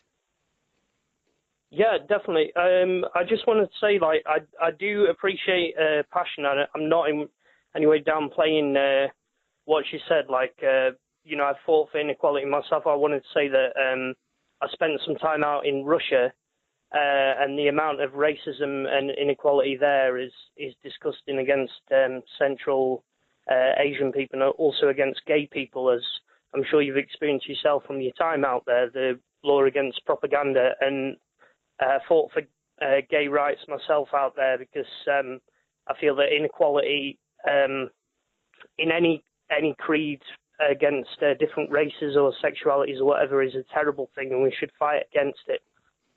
Well, of course I'm against all bigotry and discrimination against anyone on the basis of what they are, not what they do, but what they are. I've got to tell you that 50 yards from Lenin's tomb in Red Square, Moscow, is a rather thriving gay club, belting out YMCA as I passed it. Yeah, is this propaganda? No, I stood outside right. it. Okay, right. No, I mean the club was called Propaganda. Sorry, I don't know what it was called. I just know Sorry, that it was. anyway. I just know it was a gay club, and they were belting out YMCA. Yeah. And I thought to myself, my God, Lennon will be turning in his tomb 50 yards away. Absolutely, yeah. But I was just going to say that, like, of all the news and everything that's happened in America recently, and the shootings involving black people and everything, that although, you know, I do appreciate Julia's passion and everything like that, in some ways I have to challenge it, because I feel that in the UK, in many ways, we lead the way towards inequality when you take if you look outside the UK and you take a more world view. That's very self-satisfying for you, I'm sure. Trust me on this. There aren't many black people in the country would agree with you. Not many black people in this country think we're leading the way on dealing with the post-slavery trauma of racism and discrimination. That I'm afraid, is an illusion on your part. But but I've challenged that in many other countries that they're far less progressive towards inequality. You know this, nothing gets me down more than whataboutery. We are not as bad as them over there. Mm-hmm. We are here. You're British. I'm British. Yes. I'm talking to the people of Britain right now. Let's talk about us, not point a finger and say, him over there, he's worse. Michael, thanks for the call. David is in Rose Hill. Let's hear from him. David, go ahead. You got it wrong there, George. It's Primrose Hill. Shalom, salam. I haven't spoken to you for a while. It's not my fault. It's the men through the glass. They put it up as Rose Hill. Enough, Anyway, George, go ahead. otherwise... You're running out of time. Go ahead. Right. Now, the first slaves around that we read about are the ones you read in the Bible that came out of Egypt, Moses and his mob. And the second one was celebrating the Last Supper, was Jesus himself, which was also celebrating the escape of the Jews. I'm a Jew, and it's very bad to go around worrying because your relatives got gassed in a gas chamber. Why? It's not. There's nothing wrong with that at all. And we're still making reparation for that, as we should. If people have been... The point of the song that you played was, free yourself from emancipate yourself from mental slavery. Quite so. That means do not let those things that from the past pull you down from the present. Your energy in the present comes from staying in the present, not in the past or the future. Therefore, you have greater power over the things that are around you. You should know that, George. Well, You're an intelligent guy. Well, David, if you're saying to me that the Jewish people should forget, should put behind them, should move on from the systematic, industrialized annihilation of millions of Jews at the hands of European fascism, if you're telling me that the right thing to do is to move on from that, to turn the page on that, I simply will never accept that, David. I'm not saying that. It sounded to me like you were saying that. No, it sounded like it, but that's only part of the thing. The point is, you can use that as an excuse and think that everybody's doing it to you. And you walk along with a complex thinking they don't like me because I'm a Jew, they don't like me because I'm a black. But that's often true. Racism works like that. George, allow me to say one thing. In South Central LA, 150 black and women who are prostitutes and on crack cocaine were murdered by a guy called Lonnie. The police did not do anything at all because it was a black neighborhood in the hood. If it would have happened in Beverly Hills and one person would have been murdered, they'd have been down in 2 seconds. Although it's not perfect, the system we've got, and we can work to improve it. Black people, and I worked in Brixton for 30 years. I love all my friends are West Indian, and I know how they feel about these things, and I could find common sympathy through my own heritage with them. I loved them. When I left there, they said, Dave, nobody leave, man. You is a very nice man. You has been very nice to everybody. I even got the accent. And I'll tell you one thing, black people are still a lot better off at making progress. And when I see them successful in business, in writing, on the television, those are the things I look up. Well, David, I don't know quite where to start on that. Just let me point out to you that you don't quite have the accent. Talk Radio.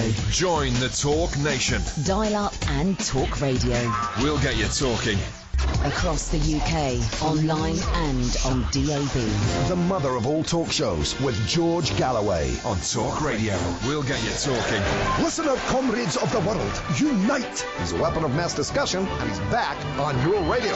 Get ready for a revolutionary rumble on your radio with the original George of the political jungle. Galloway, celebrate the mother of all talk shows with George Galloway. Come have a go if you think you're hard enough. Get it? On the radio station that gives power to the people. Talk Radio. We'll get you talking. Well, are you? Are you? If you are, call me. 0844 499 1000. We're talking slavery and reparation. We're talking Jeremy Corbyn and the coup against him. We're talking Britain's role in rendition and torture. And in the next hour, we're talking America as the Democratic Party convention comes to a vociferous end. We're asking, is Hillary Clinton versus Donald Trump really the best that America can do? Come have a go if you think you're hard enough. Get it? The mother of all talk shows with George Galloway. On Talk Radio. We'll get you talking. Soccer is Alive says some workers in this day and age are treated with little respect and paid poor wages, all down to power and greed. That's absolutely correct, but it's not the same thing as slavery. Mark Holden says George is on form tonight, so glad I'm tuned in. Thanks for that, Mark. Ian Gaston says, correct, let's get back to Labour. That's as opposed to New Labour. And Moon says, AHs come in all colours. In my life, they've been mainly white and Tory. The worst, however, pretend to be Labour. And David says, well done, George, in handling some of these spoof callers. It's a mad, mad world. Well, I don't think that Andy Slaughter's was quite a spoof call. It was certainly memorable for all of the wrong reasons. He said he didn't know what a YouTube car crash interview was. Well, he does now. He said that he didn't know if it was true that a lot of people would listen to my interview with him. Well, he knows now. And he didn't have any answers on behalf of his master, his fellow collaborator in the coup against Corbyn. He didn't effectively do any good for Owen Smith tonight at all. And maybe that's something that his friends need to reflect on. Now, Hillary Clinton is the nominee. Let's hear how it came about. Tonight, we've reached a milestone in our nation's march toward a more perfect union. The first time that a major party has nominated a woman for president. Our country's motto is E pluribus unum. Out of many, we are one. Will we stay true to that motto? Well, we heard Donald Trump's answer last week at his convention. He wants to divide us from the rest of the world and from each other. He wants us to fear the future and fear each other. I sweat the details of policy, whether we're talking about the exact level of lead in the drinking water in Flint, Michigan, the number of mental health facilities in Iowa, or the cost of your prescription drugs. Because it's not just a detail if it's your kid, if it's your family. It's a big deal. And it should be a big deal to your president, too. And we will help you balance family and work. And you know what? If fighting for affordable child care and paid family leave is playing the woman card, then deal me in. You really think Donald Trump has the temperament to be commander-in-chief? Donald Trump can't even handle the rough and tumble of a presidential campaign. He loses his cool at the slightest provocation. Imagine him in the Oval Office facing a real crisis. A man you can bait with a tweet is not a man we can trust with nuclear weapons. Well, that's Hillary Clinton. She's the boss of the Democratic Party now. Bernie Sanders duly fell in behind her. And so the die is cast.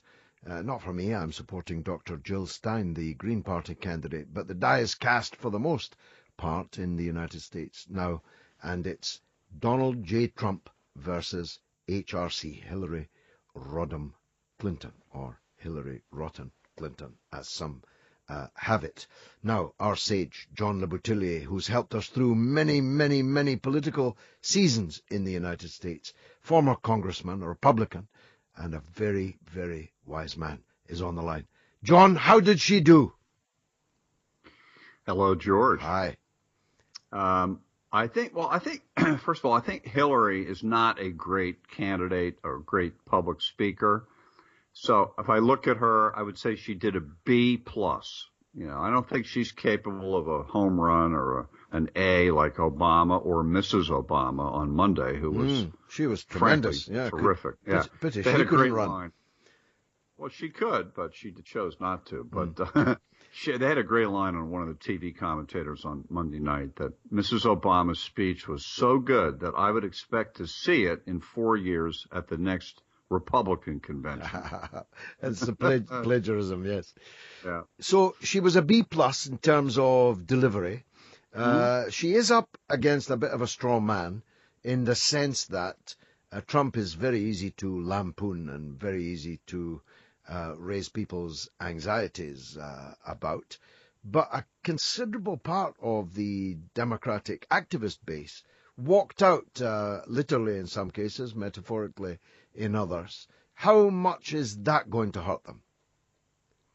Well, in the end, she's got to be able to unify that party, and not that much did walk out. I mean, I think when all is said and done, 85% of Sanders voters will vote for Hillary in November because they're running against Trump. I think that Trump to the Democrats is so toxic, so radioactive, so dangerous that all Democrats will hold their nose and vote for someone that they really don't like, Hillary. She's unlikable and untrustworthy even among the Democrats, but they'll take her over Trump.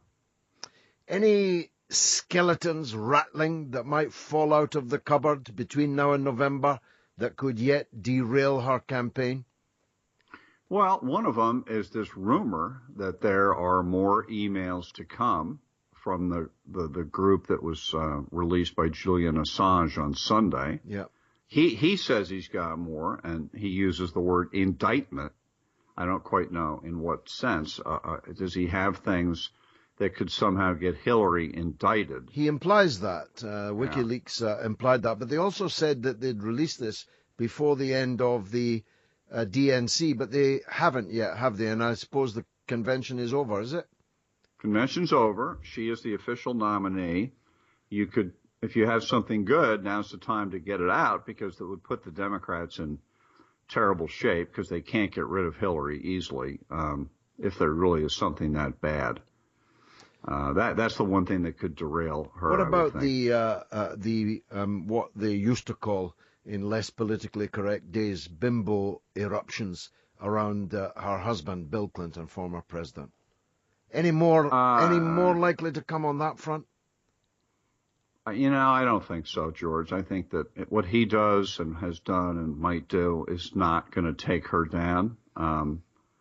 He does still cavort. We know that. He has parties in the Clinton Library in his apartment up on the penthouse with all sorts of women up there, and it's been reported casually about it. But I don't think he can take her down. I think that it's now Hillary and her behavior, and I don't think she'll make a lot of mistakes, by the way. I think she's a very disciplined candidate. She reads from a script. She doesn't go off the cuff. She's the opposite of Trump. who's completely undisciplined. You never know what's going to come out of his mouth. Mm. And during the convention, during the Democratic convention, he goes and steps all over the story by this amazing little riff about Putin and asking Putin to hack into her emails and give them out. And he's gotten so criticized for that. He's trying to come back and say, "Oh, I was just speaking sarcastically." A joke, yeah. Yeah, but he wasn't. I mean, I saw the thing on TV. He was very serious. Wow. Now, the Republican bigwigs, yourself included, I infer from the fact you watched it on TV, stayed away from the Republican convention, so they're still divided. The Democrats, as you say, most of them will now unite behind the candidate. The Democrats are the bigger party in any case. They should normally win elections when all things are equal. Are you looking at the danger for the Republicans of a landslide? Well, in our number, the way we do it numerically, a landslide is 55-45. I wouldn't rule that out, but I doubt it. I think I think that Hillary should be able to win a healthy majority in the Electoral College. You need 270. I think she'll get close to 285, 290, somewhere in there. For instance, yesterday a new poll of Pennsylvania came out, 20 electoral votes. Democrats always win it, have won it for 30 years. And she was ahead by 9 points, matching another poll earlier in the week where she was ahead by 9 points. And on her coattails, many new senators, congresspeople? Well, not in Pennsylvania. The Senate race there's a freshman Republican, Pat Toomey. He's 7 points ahead of the Democrat. So in that case, if you go just by these polls, and it's only July, no coattails in that race. But I'm not sure. There's so many Senate races where Republicans are in tight races. If Hillary ends up winning, could she sweep them could she get them 4 Senate seats? And I would think the answer would be yes, actually. No, Wisconsin's one of them, where our guy's behind by a lot. Looking ahead, what would President Clinton II be like in your view? I actually think that she will attempt to work with the Republicans quite heavily. She did it as a U.S. Senator. And if she has a Republican House, let's just say she has a Republican Senate, she's going to have no choice but to try to work with them to get anything passed. And then the question is, will they work with her? They really did not cooperate with Obama. If, on the other hand, it's a Republican House and a Democratic Senate, so she's got 2/3 of this thing, the White House and the Senate, then I think she'll get more aggressive and, depending on the margin in the House of Representatives, might try to go over the House's head and, convert a few seats like the way Reagan did. When I was in, Reagan was able to get what he wanted through a Democratic House of Representatives by getting some Democrats to vote for him on major bills like the tax cut, military rebuilding, and all that. Maybe she could do some of that, but we're a ways away. We have to now start thinking of the first debate, because I think that's the next signpost along the way that's crucial here. That when you asked if I could see Hillary winning by a landslide, well, the easier way to answer that is how do they do in that first debate? If she crushes him in the first debate, then I think you're looking at a possible landslide. He'll try and monster her, won't he? Well, everybody's game planning. What is he going to do? And we got to think. You've done debates. I've done debates as a candidate. It's a very tricky thing how you behave on TV in a debate. And then I've never run against a woman. But I saw what happened here in New York State when Hillary ran for the Senate in 2000 against a man, Rick Lazio, a congressman, and he did not know how to debate Hillary, and he walked across the stage to hand her a piece of paper as an exhibit. Said, "Hey, well, look at this, what do you think of this?" And even that, he was criticized for it. It looked aggressive. Aggressive and invading her space, as they called it. Yeah. Trump, first of all, Trump doesn't know anything, George. He's going to have to talk. You figure it's an hour and a half, the debate. So this is the first one, which is usually in September.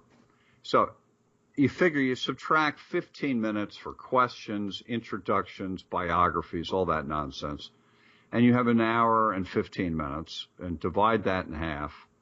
That's 37 minutes each for Hillary and Trump to talk over the course of that debate. Now, what could Trump possibly say in 37 and a half minutes? He can't talk for 3 minutes about any issue. He doesn't know anything. And you can't just make faces and gesticulate, roll your eyes, and mock someone. That won't work. Not over 37 minutes. Nope. When is the first debate, John? No, it hasn't been set yet. Are we talking weeks? Yeah, I would say 7 weeks from now. We'll definitely have to review that, preview it, and then review it with you. But we'll talk to you again before that, I'm sure. John Labutilli, our sage in the United States, thanks very much indeed, as always, for joining us. Controversial conversation and cutting-edge current affairs comment with the notorious B-I-G-G. The mother of all talk shows with George Galloway on Talk Radio. Listen, this guy's a nightmare. He's not a great guy, folks. I must say, he's got Donald Trump's voice down to a T there, our men up in the creative department. 0844 499 1000, that's the number to call. Catherine Higgins has tweeted, I feel so sorry for USA right now. Donald Trump and Hillary Clinton are a mess. My US friends do not deserve this. And Peter in Glasgow says, please can you mention the hospitals being bombed by the coalition of the killing today in Syria, killing the children, indeed. And Peter also mentions whoever holds the photos wields the power. James Ball says the effects of the slave trade are still destroying lives today, and it's never seriously discussed by the powers. Soccer is Alive is back, and he says, true, New Labour was more conservative than the Conservatives when Mr. Blair was the leader. And another says, certainly slavery certainly had an effect on places like Liverpool, where many a large pile was built off the backs of these souls. Absolutely true. Let's go to the aforementioned Liverpool and talk with John. John, welcome to the show. Thank you, George. Go ahead, sir. Yeah, it's just listening to your shows. I listen to you regularly, actually. Thank you. I think it's great. I think it's really good. I think it's really open debate, and it's good to see a medium giving someone like you the opportunity. So I just wanted to say that. Thanks. There's been a lot going on. You know, a lot of talk about the slave trade tonight. I just wanted to highlight, in Liverpool, there's a maritime museum at the Albert Dock, which displays really, really good information about what went on and the atrocity that was the slave trade, and from which a lot of people... And by the way, John, there isn't a similar museum in London, which is truly extraordinary, actually. It's very extraordinary. But in fact, George, what you said was right. It was a Liverpool-orientated initiative, mainly. So it's great that a city like Liverpool is prepared to admit to that and display exactly what went on. And going there is quite an emotional thing. It's sort of the Auschwitz of Liverpool, if you like. It has that kind of credibility, and it's really, really open. I would recommend that to anyone. I'm in Liverpool on the 7th of August, and I'm going to go and visit it. I intended doing that, but you've reminded me, so thanks for that. Go ahead, John. Yeah, no, it's brilliant. But I just wanted to say,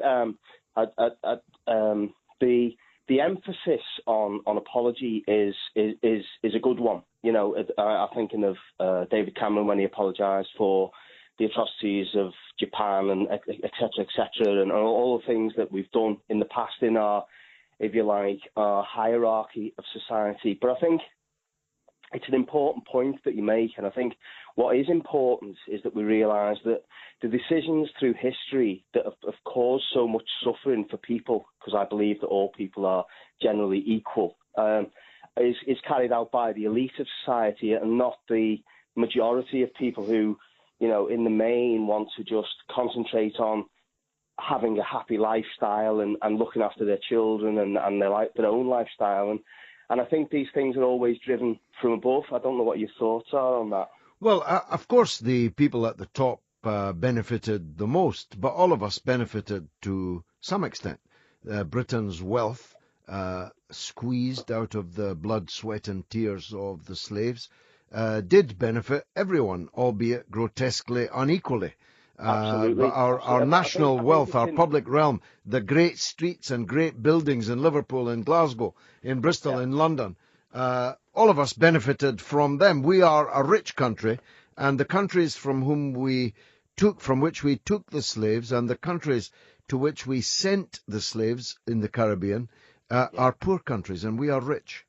No, I agree, absolutely. But I think we benefit in ignorance because I think, we don't, as a people or as a public, understand the issues in society and the way things are. And I think we're sort of blinkered. Your show opens the eyes to a lot of people, but it's only got so much of a catchment, if you like, or so much of a catchment population. And it's that sort of thing that we need to get across because, and I'm not talking about revolution or rioting or that kind of thing. What I'm talking about is an understanding that generally the people who we elect to make the decisions do not represent the thoughts of many normal people. And that is, to me, what I find. That is because what I wanted to say to you was I'm apolitical. I don't vote. But I was telling your researcher before, listening to you and what you're saying about Jeremy Corbyn, I joined the Labour Party to make sure that everyone had a left-wing option.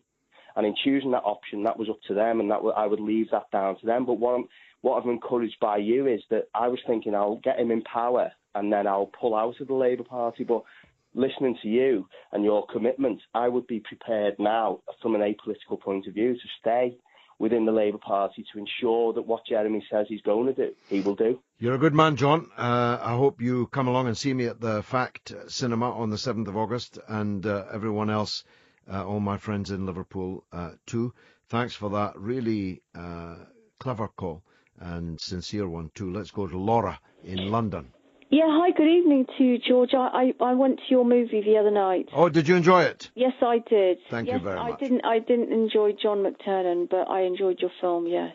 Well, thank you very much. Anyway, go ahead. Yes, about the US, is there any dirt to come? Well, at least 3 different law firms or attorneys have filed lawsuits for election fraud against the DNC, against Debbie Wasserman and all the rest. Yes, I was asking John if any of these were likely to come to pass. I guess his take is that they probably aren't enough to halt Clinton in her tracks. Unless WikiLeaks have got something up their sleeve that we don't yet know. I'm a bit dismayed that the promise to deliver it before the end of the Democratic Convention hasn't been kept, but maybe they're saving it up for another day. Well, anyway, go on, Laura. What I would really love is if you're able to interview over the next week or so any one of those 3 lawyers who filed the lawsuits. And the convention, the DNC convention, was a charade. At least 700 actors were hired at $50 per night to fill the seats and to cheer and to look like Clintonites. Is that true? Where did you get that? Well, there's pictures of the tweets, etc., and there's footage from inside the hall. That's quite damning, I must say. Oh, that's just one small molecule of information. There's loads. I've been doing my own research on this. It's all disgusting. And one of the attorneys who's filed lawsuits actually went to the DNC convention and saw some of the stuff himself. I really would hope that you interview either Bob Fitrakis or Cliff Arnbeck or Jared Beck, or those are 3 of the attorneys who know something about something. All right, I'll make sure that the men behind the glass, and they are actually all men, alas, take careful note of that for next week. By the way, I don't have researchers. The mother of all talk shows with George Galloway on Talk Radio. We'll get you talking. OK, you've only got half an hour to call me, 0844 499 1000. Ibrar says on Twitter, slavery still exists, especially in the Persian Gulf states. That's undoubtedly true. Lane says of the contribution from our speaker on slavery and reparations earlier, what a phenomenally powerful call from a very strong and inspirational woman. And Maureen Sharkey says, George, you're a wee star. Your loyalty is something else. Kiss, kiss. Well, thanks for that, Maureen, but less of the wee. Less of the wee. Here's Paul in East London. He's up next. Go ahead, Paul. Yes, good evening, George. It's always refreshing and rewarding to hear honest white men. It's being born in East London and growing up in East London at an early age or whatever. But if I have to be honest, I did meet some honest, some decent white people who I live with, who were just honest and decent. But the truth of the matter is reparations is necessary, because reparations basically means repair. And someone asked me today, well, what damage has been done? Well, the damage which has been done is colonialism and what we call the Ma'afa, which is the long history of slavery and its effects, which today, continue to be played out. And there's another aspect of which is not really talked about, is the role the Jews played in slavery. That's not talked about at all, and it's as if suggested that it. Well, of course, there were all kinds of people involved in the slave trade, and the overwhelming majority of them were not Jews. They were white business people, traders, shippers, and people who owned the plantations to which the slaves were put to work as beasts of burden, as commodities. They were entered in ledgers as I've got 15 cows, 14 sheep, 13 slaves, and this slave I bought for this money, but with depreciation and because of his age and because he never had any children, he's only worth so much now. When you read these things, it is not just mind-boggling in its immorality from a country, a society that even then paraded its Christianity on its sleeve. What is more extraordinary is that we're expected now, or black people are expected now, just to turn the page on it. That's my point, Paul. Well, I can't speak for all black people, but it's certainly the page will not be turned on it. I mean, the mere fact that we're still talking about it today, the mere fact that we haven't forgotten that, and we are talking about reparations, not just in this country, the organisation CARICOM, so Hilary Beckles, who represents that organisation from Barbados, and other groups around the world, are awakening to the fact that damage has been done and damage is continuing to be done, and we need it addressed, and it's not going to go away, and it's not going to end until it is redressed. I mean, my children certainly, I make sure that they understand what the situation is, how we feel about it, and what they need to do, and they will continue, even if it's not done today, if it's not done tomorrow, it will be continued until the situation is addressed. I mean, how can one expect to cause so much damage and think and just suggest that you just turn the page and forget about it? That's ridiculous. Nothing happens like that. Indeed, don't forget the march on Monday at 10 a.m. from Windrush Square in Brixton. If you're a supporter of the campaign, as I am, for reparation, making good, making repair of the horrific situation that we have left in our wake after the slave trade. Balder the Brave says, in all my years of listening to radio, never have I heard anyone stand up for black people like George Galloway. How is he not an MP? Thank you for that, and I'm only briefly not an MP. Bas Spieler says, for the first time in 30 years, Jeremy Corbyn has made me want to engage in Labour. Honest, straightforward politics. Scary? Well, that's the point that I've been making about Jeremy Corbyn right from the very beginning. He is a good and honest man. And if there's no room at the top in politics for a good and honest man, then God save us. Moon says a strong Corbyn opposition, even if it loses an election, is better than an elected Labour, which is quasi-Tory. Certainly in the medium term, that's absolutely true. Tony Blair won 3 elections and destroyed Labour in the process. Will I Am said some MPs need to stop scoring own goals or change parties. Well, they may very well be planning to do that. Someone mentioned Jez Phillips earlier.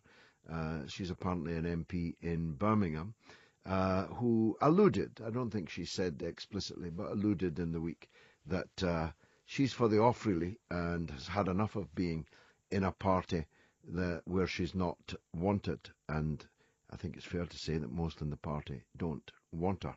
Challenge Government says, I've worked in West Africa for years and seen with my own eyes the castles built with the blood of its people. And Helen Robinson says, I feel such a sense of shame at the part our ancestors played in this history, and modern slavery still happens. Andy Siddons says people want a real party alternative, not the establishment elite carousel that is Tory stroke Labour. That's absolutely correct. And Scott's on the line in Glasgow. He's up next. Go ahead, Scott. Hi, George. Nice to speak to you. And you, sir? Thank you. I'd like to say it's quite refreshing and I hope that Jeremy Corbyn would go on to be our next Prime Minister eventually. With his views on the Trident missile system, to get rid of it, I believe it's a burden to our nation. And I don't know who we think we are, trying to police the world and say that we're okay to have them when other nations aren't. It's just a virility symbol, isn't it? It can't be used. It could only be used in circumstances of national suicide. If we fired the weapons, that could only be a precursor to other people firing their weapons at us, and therefore it would be our last act as a people. So it can't be used, and therefore it's just a way of showing that we're still big boys with big ones, no? Yeah, I believe that's what it is, and I don't want as well on my conscience if it comes to the point where we are being attacked, that the last thing that will go through my mind is that we are killing innocent men, women and children in another nation who probably haven't had their finger on the button. It's been the government who's fired at us. Tell me this, I saw an opinion poll, I didn't get a chance to look more closely into it, so it might not be all that credible, but it did strike me as interesting. They did a poll in Scotland about what Scottish people thought should happen to Trident, and roughly a third supported the scrapping of the weapons and the submarines. Roughly a third supported keeping the submarines without the weapons, and roughly a third supported keeping both the submarines and the weapons. And yet, according to the SNP, who are completely hegemonic in Scottish politics, you would have thought that Scotland was overwhelmingly against the presence of Trident in the country. What's your take on that? Well, the SNP for me, I did vote yes, George. I know you're not a man who agrees with that, but I did myself. But the SNP are not a party who speaks for me. I don't believe in a lot of their views. But I do believe, in my opinion, we should scrap the entire thing. I think it's a waste of money when we have people from around there I live, like Castlemilk, Fernhill, and a lot of Glasgow who are in such deprivation. Well, that's absolutely true. We've got 1 million people at least eaten out of food banks, but we can find £100 billion to spend on new nuclear weapons. We do, of course, have to defend ourselves, but you could get a lot more defence for your buck in conventional weaponry than you can in nuclear weaponry, and the difference being you would at least be able to use that. I would rather see our boys fully equipped, George, with the correct armour and weapons and vehicles that they could use that were a bit less indiscriminate in attacking. Exactly. Let's have a national defence as opposed to a national offence. Scott, been a pleasure talking to you. This is George Galloway on the mother of all talk shows. Big Georgie Galloway's back on the radio! Galloway, celebrate. The mother of all talk shows with George Galloway on Talk Radio. I'm here every Friday night between 7 and 10. It is the mother of all talk shows, and I think it has been so again tonight. And keep it going on Twitter and elsewhere on the internet, in the ether, because all of the discussions that we're having tonight are not going to close or finish at the close of play on this show tonight. Frank is in Manchester. He's up next. Go ahead, Frank. Hello, George. Hi. Basically, one thing I would like to point out is that, like, when people talk about the slave trade, they do. It seems to be spoken about as if it's something that is only in the past. And I think it's important that we remember in places like Africa and in Southeast Asia, a lot of companies were set up, during the slave trade era to exploit those places and those workers that still exist to this day. I'm talking like the De Beers mining cartel, for example, who, they pay poor wages to their workers, make a lot of money. And I also think it's important as well that a lot of our stuff that, we have, that we take for granted, our footwear, our clothes, are made by slave workers. So I think reparations are good, for the past, but I think we should also try and make more of an effort to stamp out the slavery. Well, that exists. Frank, you make a powerful point, but it's not right, and I have to deal with it. Forgive me if I do so over harshly.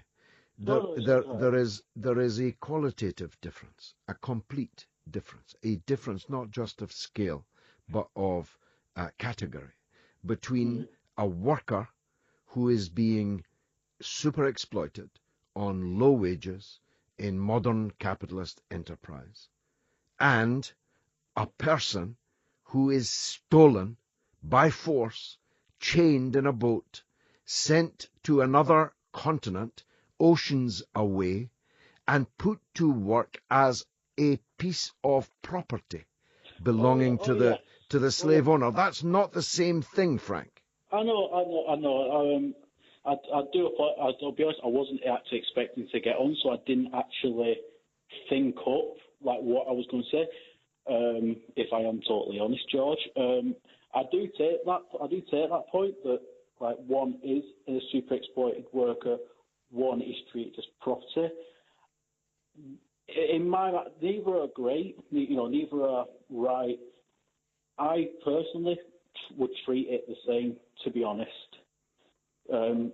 Whether you pay them, in fact, I have heard stories actually that some of these people who do get sent down the mines are literally just taken and thrown in and threatened. But there's no doubt that in our own country, never mind in poor countries, that there are millions of workers across the world, probably hundreds of millions of workers that are treated in the most abominable way, paid the least that the employer can possibly get away with, only enough to keep the worker strong enough to come back to work the next day to make still more profit. That undoubtedly is the case, and it's the case for even many workers in our own country. And that's a separate issue. It's one that I've spent my whole life fighting on, but it's a separate issue from slavery. Frank, thanks. You've been a gentleman in Manchester. Thanks very much for calling me. Levi Jordan says, and such times, that's the slavery times, were referenced in the great days of the empire at the Queen's 90th birthday. Disgraceful. And Godfather 1981 says, there seems to be a thirst for blood and a warped hunger for nuclear weapons in the UK. Didn't we invade a country on suspicion of WMDs? Indeed we did. The same man says we're a country of hypocrites on the issue of weapons of mass destruction. The biggest threat to the UK is the UK, in my opinion. And Cool Daddy says, shame that Sanders sold out to Hillary and his supporters. I know it. Will Dr. Jill Stein be a dark horse? Well, I know her well. She's an outstanding candidate. She's the candidate of the Green Party. She is a woman. She is Jewish. She is a scientist. She is as polished a presidential candidate as you will ever find in any country in any election. She is wonderfully articulate. She answers every question and is as qualified as anyone who's ever run for the presidency of the United States. And the policies that she stands for are qualitatively different and better than all the other candidates in the field. She is a real Democrat. She's a real Republican. She's a real anti-racist. She's a real anti-war candidate. She's a candidate for the poor. She promises an amnesty on student debt to every young person in America. If she were to be the President of the United States, frankly, the world would be unrecognizable compared to what it is today. Now, the Green Party are an important party in the United States. They have many, many supporters. They have millions of voters and hundreds of thousands of members. And Dr. Jill Stein has raised phenomenal amounts of money in small sums from donors all across the United States. If we could get her onto the presidential debates alongside Clinton and alongside Trump, well, trust me, her appeal would spread like wildfire. But there's a big but. Big money in the politics of the United States ensures that the duopoly, the two halves of a pantomime horse, and there's no prizes for guessing who's the arse end of that pantomime horse. That's what we're going to be treated to. A fake dichotomy between two people who represent the same people, who represent the same sliver of 1% of the people of the United States. Both of them are warmongers. Both of them will make the world a more dangerous and even more unstable place. Both of them will protect Wall Street rather than Main Street. Neither of them give a damn about ordinary working people of all colors. And they certainly don't give a damn about the great issues that we've been discussing here tonight. The legacy of slavery, for example. Bill Clinton is responsible for the fact that a small nation of black people are in U.S. penitentiaries. He is responsible for the fact that a black kid is much more likely to be in prison than in university. He is responsible from his 3 strikes and you're out policy for the mass incarceration of black people in America. And Clinton, followed by Obama, followed by Clinton, are, even though they are Democrats, are still the class, the political class, that is presiding over the mass killing of black people by the agents of the state in uniform everywhere you look in the United States.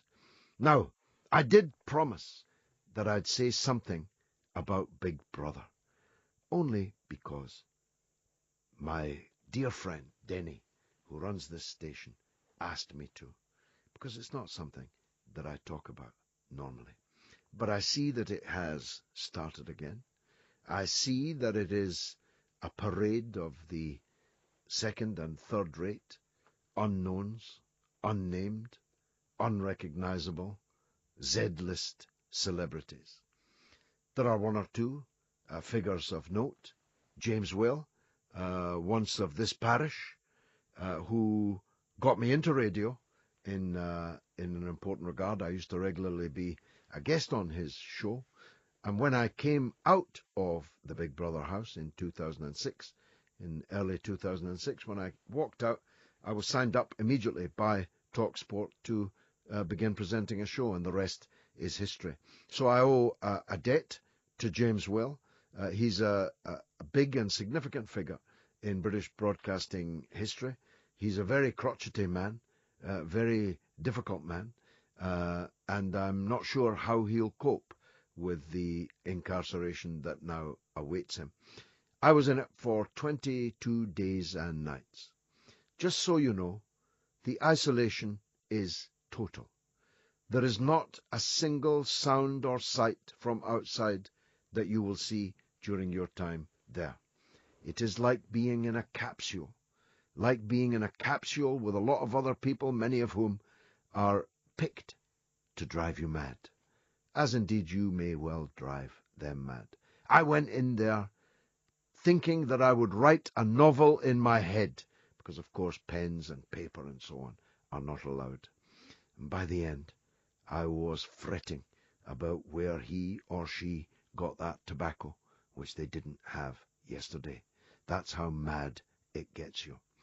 I raised a very, very substantial sum of money for Palestinian children in Gaza. When people ask me why I did it, I tell them that there are many thousands of Palestinian children got shoes that they wouldn't otherwise have had if I hadn't gone in the Big Brother house. People ask me why I pretended to be a cat. I did so because if I hadn't, I would have been thrown out of the house and I would have lost the money for the charity for the children in Gaza. And I would have deprived my fellow housemates of food. My fault was not in being a cat on Big Brother, but on being just too good and persuasive a cat. Would you like me to be the cat? I've been George Galloway. This has been the mother of all talk shows. It's been marvellous for me. I hope it was for you.